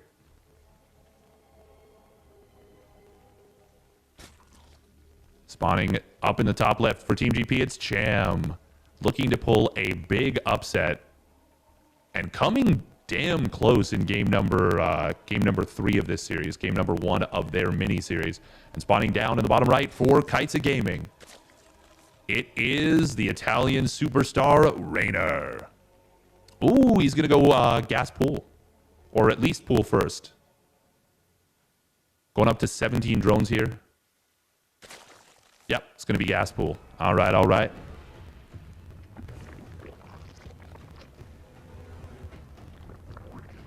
Yeah, I thought he was going to surround the army of Rainer. And if he had surrounded the army of Rainer, things are going to be real tough. Rainer moving around there, moving and jiving. I don't know what he could be. I really wonder what that was, because that didn't look like him jamming out to his music. That looked like him responding to a mistake. But I don't think he made a mistake, unless I missed something. Like, was he intending to save larva for Zerglings, and he somehow forgot? I don't think so. I don't think that's it at all. We're going to see... Oh, look at that. They both adjusted their glasses at the same time. That was cute. There it is. Yeah, it's going to be quick ling speed. The first 2 lings, he might just sneak these out to the side and try and morph Banes. Yeah, I'm not sure. We will see, though. Whenever you get this early gas pool, you do want to get a little bit of damage done. Just because, well, if you don't, you're probably going to fall a little bit behind. There is the Baneling Nest coming in from Rainer. So he is absolutely going to be looking to put on the pressure and see what he can get done. Cham had a pretty clutch defense in the previous game, but Rainer says, I think I can kill you. Maybe he saw something in the previous game, or maybe he's saying you're a little too dangerous to be left alive. Cham wisely building the Baneling Nest in base so it doesn't get canceled or killed at the natural. But there will be a timing here where Rainer has Banelings, Cham does not, and things are going to be difficult for Cham. And to be honest, even though Cham is reading this correctly, he still could die. That is simply the nature of this. We should see the second queen getting pulled to the natural pretty soon from Cham, probably in response to these links. I think you drop the second inject in the main, and then you pull both queens to the natural. You could even try and wall the ramp and temporarily give up the natural. Both players are going to drone. Yeah, there we go. We're going to see the queens getting to the ramp. Drones need to be pulled up into the main base. There it is. Oh, but he sends more drones to the natural. Oh, no, there's a gap in the wall. There are more Banelings about to finish. Oh, hang on. Oh, queen. Oh, the snipe on the queen is clutch. That is big. Okay, so that was a really weird scenario. I think Cham left the gap in the queens on purpose. I think Cham left the gap in the queens on purpose to bait Rainer up the ramp into the waiting Banes, which worked. But then Cham, even though he's up in workers, lost both of his queens. If he saves that second queen, I don't think it's that bad. But the fact that that last ling got the clutch snipe on that queen is actually so impactful. We're going to see Cham counterattacking right now. Rainer is going to lose one drone. Just one drone, it looks like. Oh, Banelings are going to finish morphing on in Cham. Okay, he's going to get pushed back. So far, good defense here from Rainer. Cham dropping a second gas and a Roach Horn as well. This is becoming more and more common in ZBZ. Just doing this. You don't even have to necessarily commit. Ooh, Baneling getting a good connection there. That's going to be like 4 dead three dead drones. Really nice little bit of aggression here from Cham. And he's actually in such a great position in this game. Ooh, Baneling's rolling on forward here from Cham. Oh, Rainer, he's got to pull the drones. The Evo Chamber block. Oh, no, turn around. Kill the Banes. Kill the Banes. Oh. Okay. Good last second split from Rainer. I physically pointed at the Banes with my hand. I kind of wish the camera was on me because I was like, get him, get the Banes, get the Banes.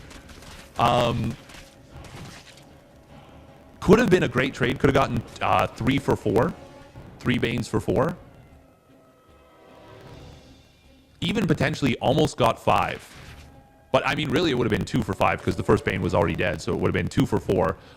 Cham is committing to a big attack. Raynor does not have his Roachborn yet. This is looking extremely deadly right now for Raynor. Cham is got a big opportunity to just take the game right here and now. Raynor, does he get the scout? I don't think so. Ooh, little skirmish in the middle. Actually, both of them are going to favor Cham here. Cham wins the one on the top, will push the other one back on the bottom. And what this does, it means no scouting information right now for Raynor. He hasn't seen these roaches yet.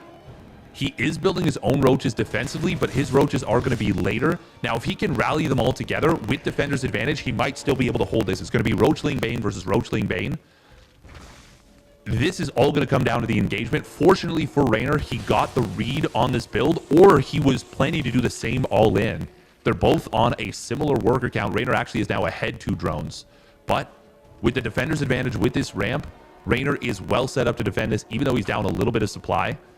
We are going to see the Banelings from Cham kind of stuck in the army. Raynor's got to be careful. He cannot go too far forward. He cannot get overconfident against this. That is how he loses this game, even though he's got the good defensive setup. The initial engagement going very well for Raynor. And now, as the attack settles down, both players going to drone up. We see the layer coming on in from Cham. I like that very much. Cham actually has a little bit more gas and minerals in the bank. Raynor needs to start his own layer pretty soon. Otherwise, he is going to fall behind pretty far in tech. Actually, it looks like Cham with 2 more gases, he could go for Mutas here again. He's actually got enough money to start the Spire maybe immediately, even if he keeps pumping roaches. Yeah, I think this... Actually, yeah, with 2 more gases at the 3rd, this is going to be Mutas almost definitely. Although, I wonder if this is going to be a bait from Cham. Use the information against his opponent. Ragnarok kind of did this against Cyril. I go over that in detail in the very long breakdown I did. It's like a 2-hour and 45-minute video. It's a deep breakdown on the series between Cyril and Ragnarok. Oh, that's a huge scout. Seeing the Spire is very nice.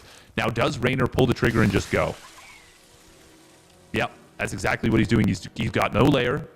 He is just going with a ton of roaches. Oh, the Banes. Oh, good reaction time right there from Cham. Very well done. Raynor, nice defense setup. Oh, there's no roaches on the top of the ramp. They are not in position. That means Raynor gets the ramp for free. Oh, there is a concave coming in, but this might just be too many roaches for Raynor. Nice readjustments from both sides. Great concave right there on the using the hatchery against his opponent. But now Raynor steps into Cham. He knows that time is not really on his side, so he has to go. But Cham with a great defensive concave. He did intercept some reinforcements. Drone's going to get pulled. I think that's the correct decision from Cham, but he still might not have enough. Raynor is going to find his timing before the Spire completes. Cham, he's got so much gas in the bank and can do nothing with it.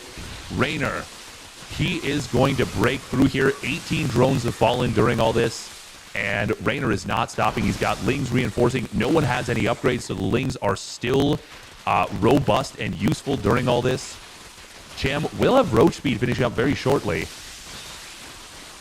I wonder if he actually canceled the Spire. I think he might have. But, oh, that's such a great move from Raynor right there. He knows that he's going to need to sack a few roaches to get the kill, but he pulls back as many... He probably could have pulled back maybe 1 or 2 more roaches, but that was still... Actually, hang on. There's only 1 roach that's going to survive. Oh, the Spire is done. This actually, hang on. This counterattack from Cham, it's got legs. Oh, but the Lings. They are, well, hang on. Nice Ravager morphs. Raynor will be able to take down 2 of them on the morph. 2 drones do fall. I think Raynor has enough to defend here. Yeah, he does. But once again, Cham showing how dangerous, how incredibly strong he is in this matchup. Cham is, God, he punches so hard in this matchup. Like so many things are going right for Raynor. He's doing so many things well, and Cham is still giving himself an opportunity to win this game. At this point, I think we're past the point of no return. I think Raynor's got him, but Cham really fought an excellent match. Oh, that's nice. Sneaky Lings. Very sneaky Lings.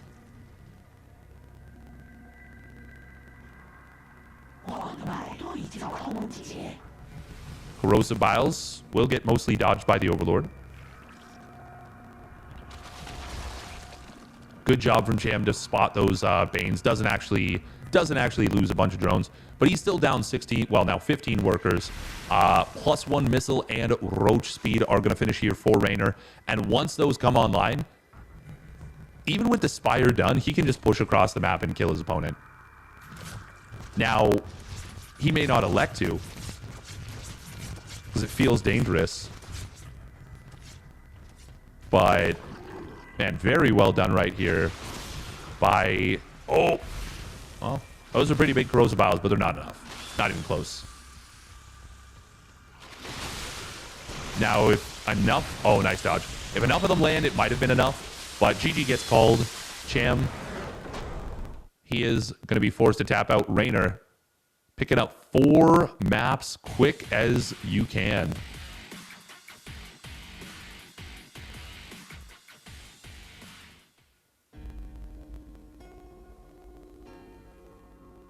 Very well done right there by Raynor. That was phenomenal stuff. Excellent, excellent play.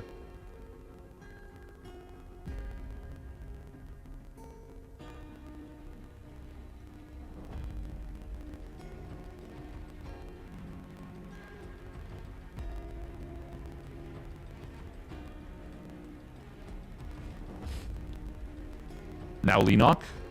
Yeah, what if it's going to be Leenock or Gung Fu Banda? Regardless, one of the players for the team may not end up playing at all. Because if... I mean, unless... Yeah, like this could end with one of the players not even being sent out. Alright, another 2 minutes of ads. We'll be back. Actually... Yeah, we'll do 3 minutes. Yeah, I really want to know what Leenock can do. But at the same time, like, Cham, if he played like that, and it still wasn't enough, I mean, what is Leenock going to be able to do? Like, I think I would rather see Gung Fu Banda. From a tactical perspective. From a, what do I want to see? I would be happy with seeing... I would be happy with seeing... Leenock, because that'd be cool. But I think Gung Fu Banda makes more sense as a pick, as a choice.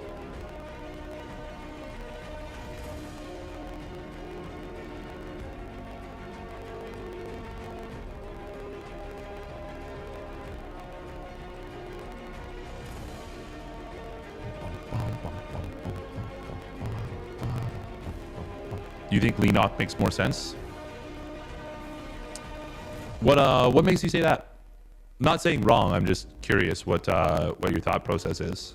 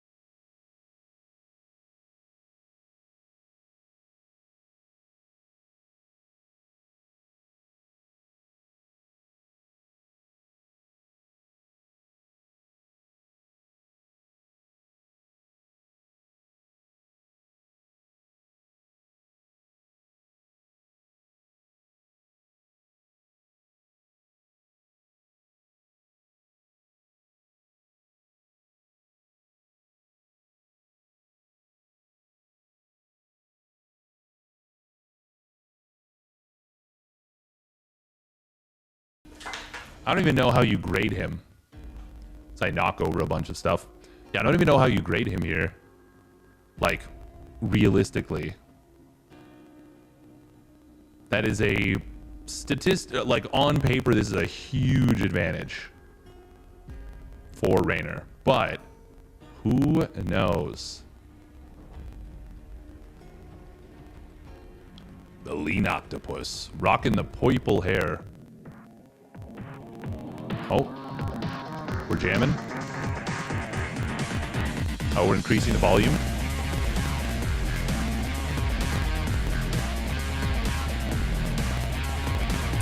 GP versus 太子 Gaming Game 3. Let's get the show on the road. Yeah, let's go. Let's get this show on the road indeed. All right, here we go. Spawning down in the bottom right, it is the lean octopus. His tentacles, they'll get you. And spawning up at the top left for Kites of Gaming. He says, nah, enough of this. I'm tired of these here Zergs. He's going for the 12 bullets. Raynor. Would you agree that had Cyril not lost to Ragnarok, yet another ZVZ, where he seems to be quite unconvincing right now, to say he at least would have, to say the least, he would have destroyed Maru and Oliveira? I do believe so, even though I don't mind Oliveira winning. You always like an underdog story. He did play out of his mind for sure. I really am interested to see how Cyril versus Maru would have gone. We got denied that. It would have been really interesting to see. But I don't know. I honestly don't know. Lenok, he has gone, well, he is going hatch gas pool. Let's see if he does anything out of the ordinary. Raynor is going to just expand behind this, so this is not going to be an all-in. It's not going to be a big drone pull. This is just going to be, let me get some damage done. Let me see if I can cancel your hatchery. Let me skill check you, micro check you. I actually think Cyril was in very good shape in ZVT. I think ZVZ, the thing is, if you, okay, the YouTube video will answer the questions about what shape he was in. He did not lose mechanically, I don't think. He lost to an extremely weird, tricky ZVZ setup. Yeah, I don't think he got overwhelmed mechanically. I do think he probably has the best CVT in the world right now. Lenok did save a little bit of larva, so he's got 8 lings coming out at once. We're going to see the drones pulling. They're pretty late. Raynor might be able to just tunnel the hatchery. Oh, this is very good for Raynor. He gets a great concave, jumps the lings as they pop out. Oh my god, Raynor's just going to maybe win right here. We've got 6 lings coming out in the main. Raynor will get a little bit surrounded. Ooh, can he get the hatchery? He's going to tunnel it. But it is too late. No, this is going to be a hold. Raynor had the opportunity to either kill the hatch earlier or to perhaps get some more of those drones. But he stayed just a little bit too long and ended up getting surrounded. And Lenok keeps the hatchery alive with just over 100 HP. 100 HP is only 25 Zergling attacks. Because, of course, that +1 armor that it gets. With 6 Zerglings, it only takes 4 volleys, 4 1/4 volleys to get a kill. That hatch was extremely close to going down. We are going to see ling speed completing here for Lenok. He is droning behind this. He's already in a good spot. Lenok is ahead in this game. The ling speed is going to be a big problem for Raynor. And Raynor's, actually, no, it's Lenok who supply blocked. Ooh, that's rough. But 2 drones falling. Good job from Lenok. Not often we see Raynor getting bullied. And he is getting bullied a little bit by this ling speed. 3 drones now falling.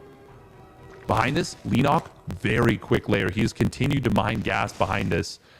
Is he going to go 2-base Roach? Is he going to go Spire? What's the play going to be? There's almost definitely, like, no information on what Lenok's going to play right now.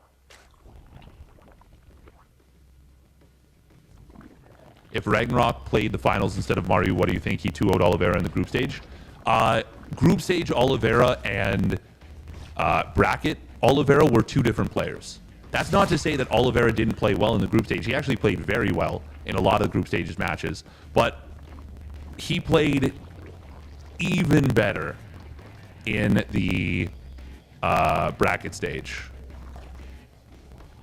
+1 missile comes on down. We've got, it will be 3 gas roach. So Lenok, yeah, I think he's just going to try and hit a big timing. And Raynor, I am pretty worried about Raynor in this game. He's getting Lings and Banes. This is, I think he needs to get a lot done, but Lenok is in an amazing position in this game. I really don't see how Raynor can get anything done. He needs to kill this hatch almost. Well, actually, hang on. Can he? Oh, this is dangerous. Does this full wall? If this full walls, Lenok's fine. Okay, the roaches get spotted. That's good information for Raynor, but it's not a good situation for Raynor. Ooh, Raynor's waiting for the cancel, right? Okay. Okay. Raynor waited for the cancel. He wanted to snipe that hatch, but Lenok doesn't let him. And behind all this, Lenok, he's ready to hit. Oh, no, he didn't start roach speed right away. Oh, that means he's not ready to hit his timing. I was thinking he started roach speed a while ago. It's actually still a ways away from finishing. +1 missile is going to be done. The thing is, Lenok doesn't actually have to kill Raynor right now. But if he doesn't hit now, +2 has to be his next timing. Now, Raynor, he is staying on, I believe he's staying on Hatch Tech. He's going for +1 Carapace. Raynor's basically, I think he, oh, okay, there's the layer. I was going to say, I think he's going for an all-in with this, but no, he's gonna chill out a little bit. Yeah, he's going to chill out a little bit. We do see that Raynor is continuing to drone up. Lenok is building more and more units. He's only on 43 drones, so he is going to hit with that +1 missile and the roach speed. Carapace is not done. Raynor's got a lot of units that are Lings, and it's going to be tough to get them to add value during the main fight. In the main fight, this counterattack will get to third base. Lenok should cancel that. Oh, I don't think he did. No, he didn't. He just lets it die. But he's just shoving right up the gut of his opponent. Interception on some of the reinforcements, but I think Lenok might just have him here. +1 Carapace is not yet done. Lenok, he's going to stun the superstar, it seems like. We are going to see Carapace finishing up momentarily, but now the wall works against Raynor. These Lings are never going to get through. Lenok's got him here. Lenok is going to take down Raynor and interrupt the all-kill, it looks like. Raynor does break through, but he is now so far down in both workers and army supply. This will be a cleanup, but the third hatch did not go down, and actually, will it even be a cleanup?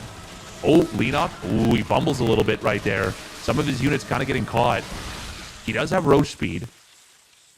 Raynor's not going to give up just yet, but you can see he's like, you've got to be kidding me. That hatchery, yeah, look at that. Combined maybe 350, 400 HP between those two hatches. Maybe less. Oh, man, this... He's done it. Lenok's done it here in this game. Oh, hang on. He's got to be a little careful. He doesn't want to let this game go further, it seems like.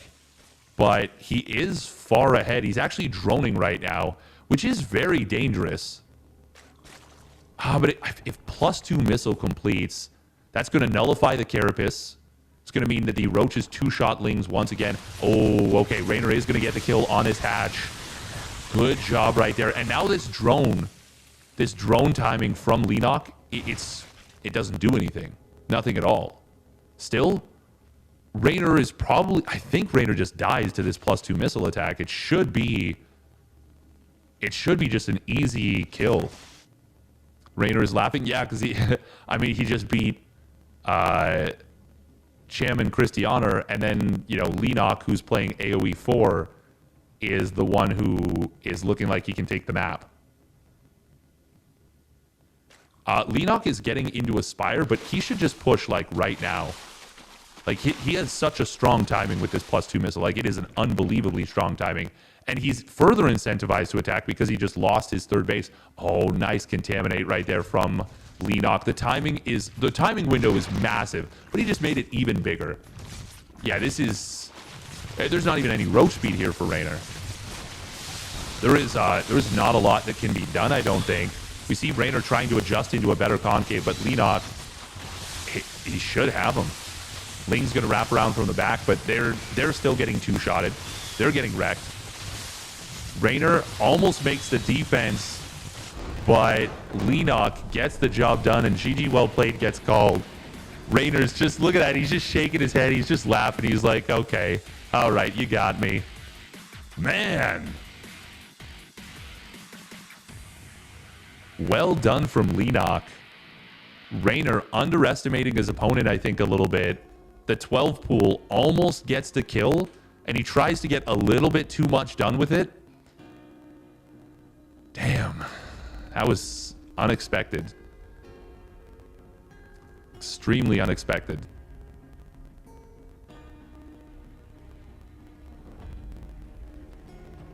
Man, Lenok is... He's as cracked as he is jacked. You know what they say.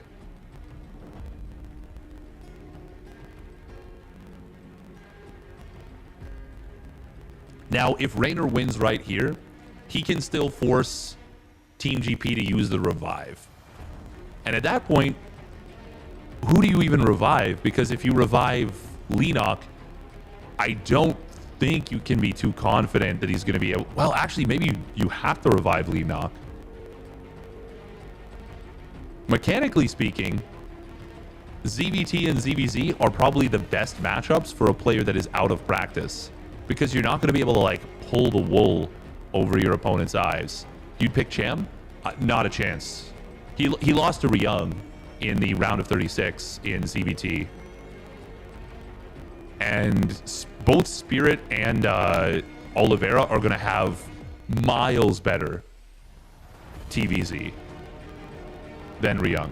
By a lot. Like, Ryung played well, don't get me wrong. But it wasn't some, you know, revolutionary thing. Like, Spirit or Oliveira could be able to, should be able to beat them. Whereas Lenok, I feel like, it's hard to say because I don't even actually, we actually don't even know how good his mechanics are based on that map. I don't know. I don't think there's a solution. I think Lenok needs to win right here. All right, here we go. Spawning down to the bottom left.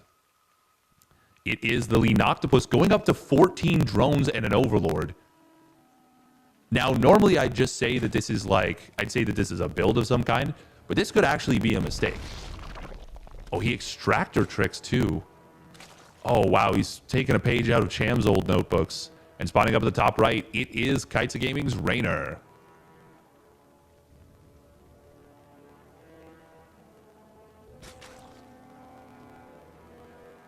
Lenok, is he gonna 17 hatch? What is... This is just weird. It's just weird and it's empirically worse. It's not horrible, but it is measurably worse. Ooh, how much faster is that? Oh, that extractor. Not enough to make a meaningful difference. Yeah, not enough to make a meaningful difference. Raynor putting his spawning pool forward in case of a 12-pool drone pull. He'll get, you know, faster information about that, as well as can build a wall of spines, which is something that Cyril did in a perfect defense of a 12-pool drone pull versus Ragnarok. Like, textbook perfection. It was, God, it was beautiful. It was such a good defense. Okay. What do we have on the menu here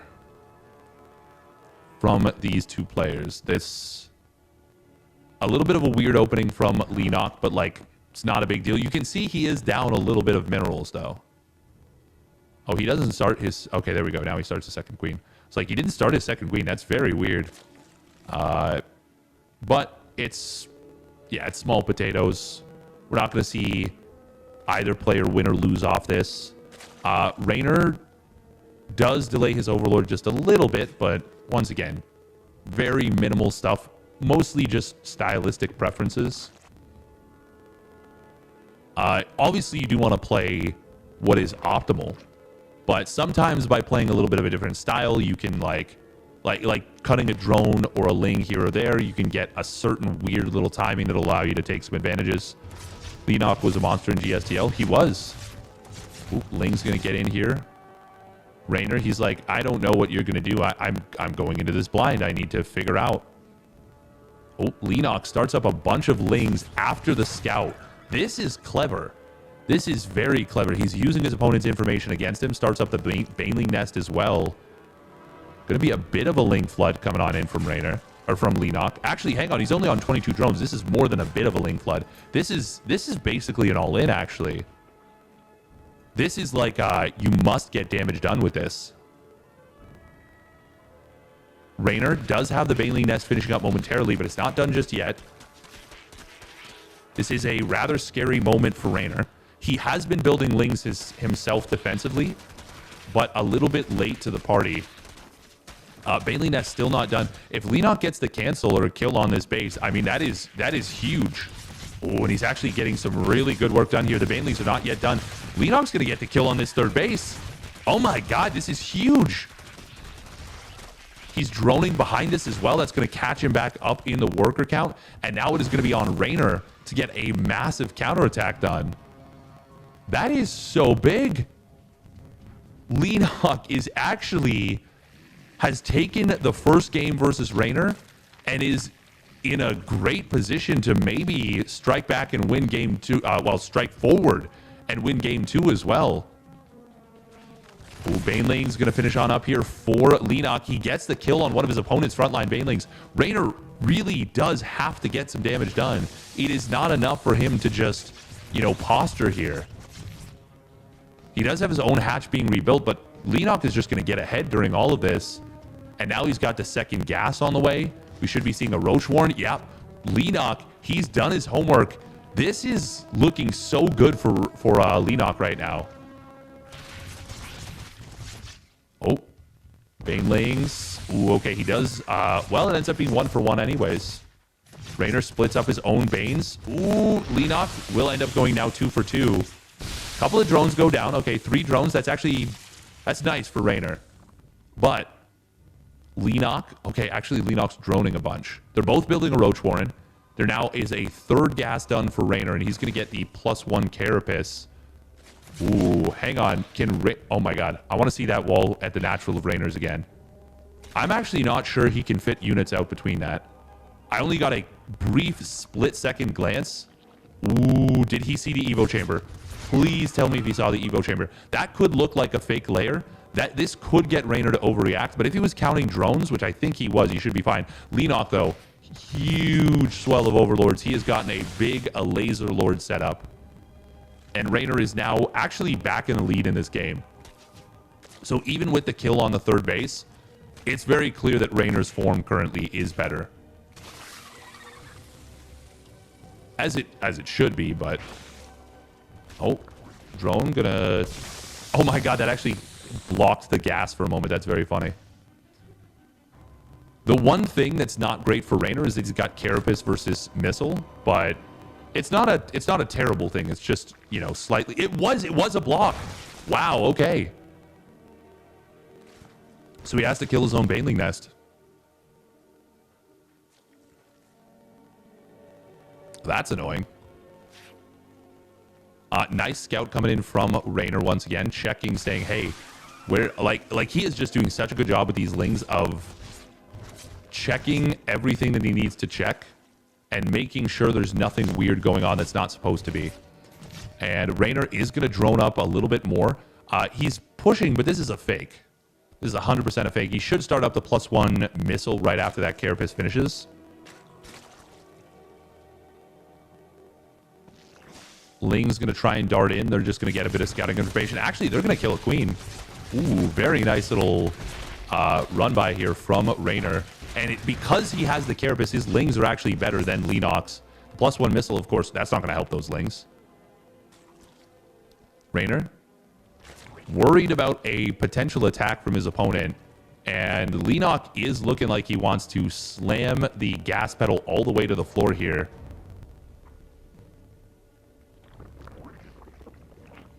+1, sorry, we've got a Spine Crawler coming up from Raynor. Leenox is getting +2 missile, and 2-0 versus 1-1.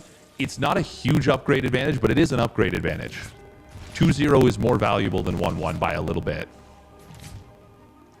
In Roach versus Roach fights. Ooh, we've got the Overlord Creep Highway coming on in.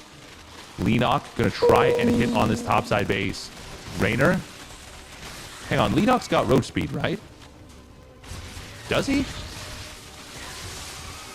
Did I miss something? He's got Roach speed, right? Yeah, he does. Okay. For some reason, I was like, man, why do the Roaches of Raynor look faster? Oh, it's because on the right side, Raynor's Roaches were on creep chasing Leenox, whereas Leenox Roaches were not on creep. Leenox, so Roach versus Roach Wars, like, they get so weird and messy. Ooh, this looks like a better concave for Leenox. And he's actually dealing with the attack on both sides. Ooh, there's a few more Roaches there for Raynor. Actually, hang on, Raynor, he is getting an advantage in both fights, just very minor, but it is potentially enough to push forward here. He's starting to take a big supply lead, actually. Yeah, there we go. Raynor starting to break through on the right side. And even though Leenox got the kill on his opponent's third base, Raynor shows some very high quality play and fights back. Will deny the miracle run from Leenox. Good job from Raynor.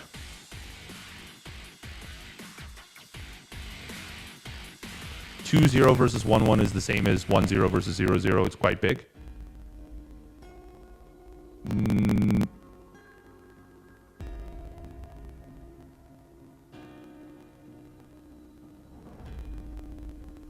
I don't believe that's true. No, it's not. That's not true. Yeah, it's the same as +1 Carapace versus 0-0.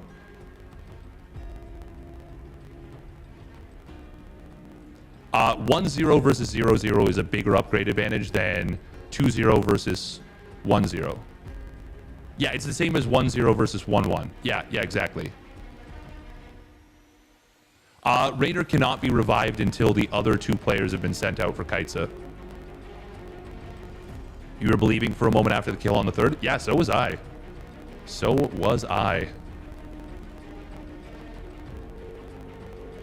All of the single unit focus of Stalker versus Stalker with none of the micro. I mean, there's still a little bit of micro that comes on in. But it's... Roach versus Roach Wars are not the most engaging. That is for sure. They are not the most interesting or intriguing. But random fact, +2 tanks in siege mode take the same number of shots to kill every unit as +3 tanks in siege mode. Yeah, I think +3 tanks are the biggest scam in the game.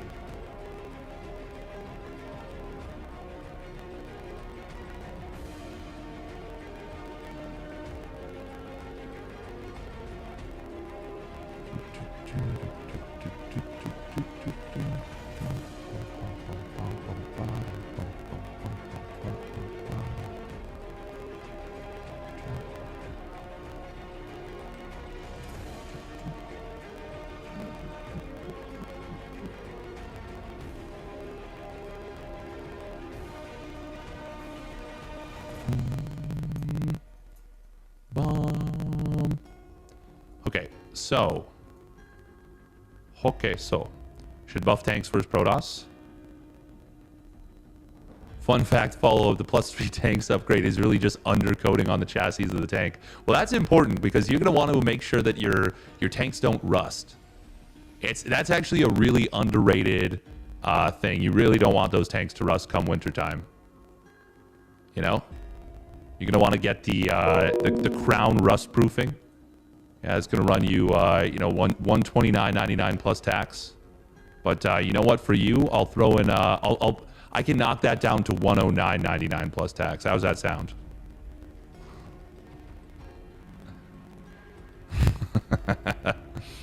uh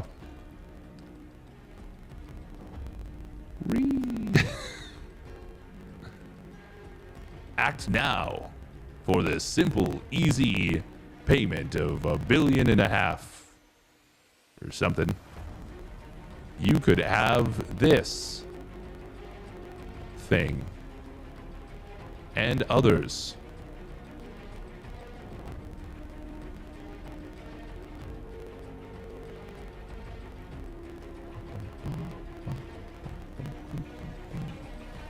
All right, it's got to be Spirit, right? Or sorry, Oliveira, right? Or do they save Oliveira for the next match to start things off and they put out Spirit? Who knows? Who knows? Also, who is the revive? Is it going to be Leenock? Is it going to be Cham? Who knows? You know you're going to be facing two Terran players and you have to 4-0 them just to bring it back to even.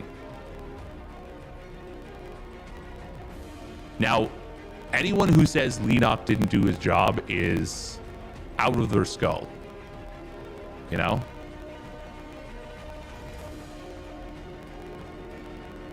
Now, do you bring out Gung Fu Banda as Team GP just so that he gets a chance to play?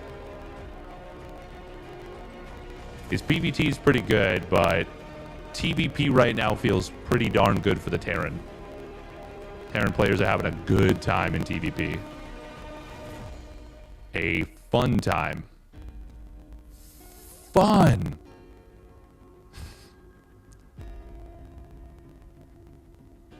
Leenock is not back. He's just kind of subbing in. For this, he's filling in. Bum, bum, bum. Doo, doo, doo, doo. Bow, bow, bow, bow.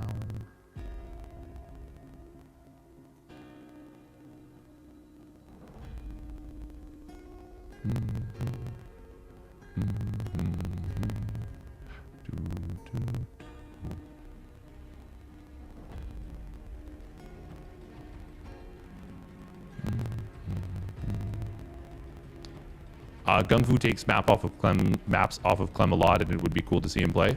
Yeah. Gung Fu Banda is really good. He is an extremely strong player.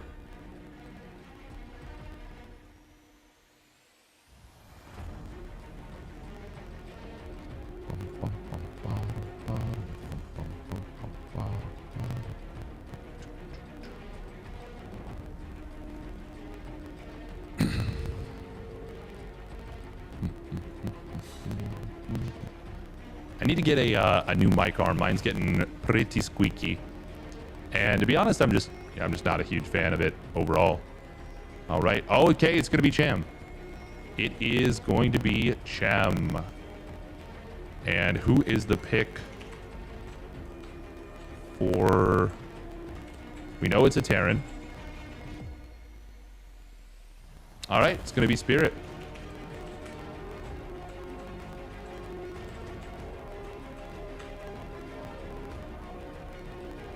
If Spirit wins either map here, the series is over. And the reasoning for that is that Cham has used his revive, or Cham is the revived player. So Team GP is on their last life. The only way they get a new life is if Cham wins 4-0. And I'd love to believe, but I just don't see that happening. I just don't even know how. Don't even know how you do that.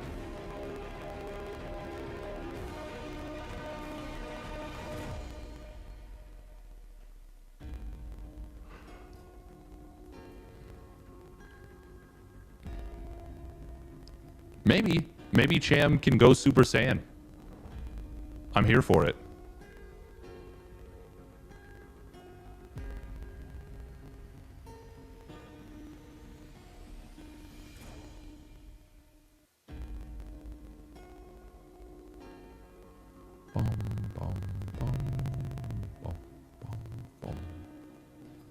Okay. Chemito. He's got a big task ahead of him. Remember that day Cham beat Rogue, Dark, and Special in 24 hours? Time for repeat? Yeah. I mean, this would be a clutch time for him to come back and make something happen. Be extremely clutch.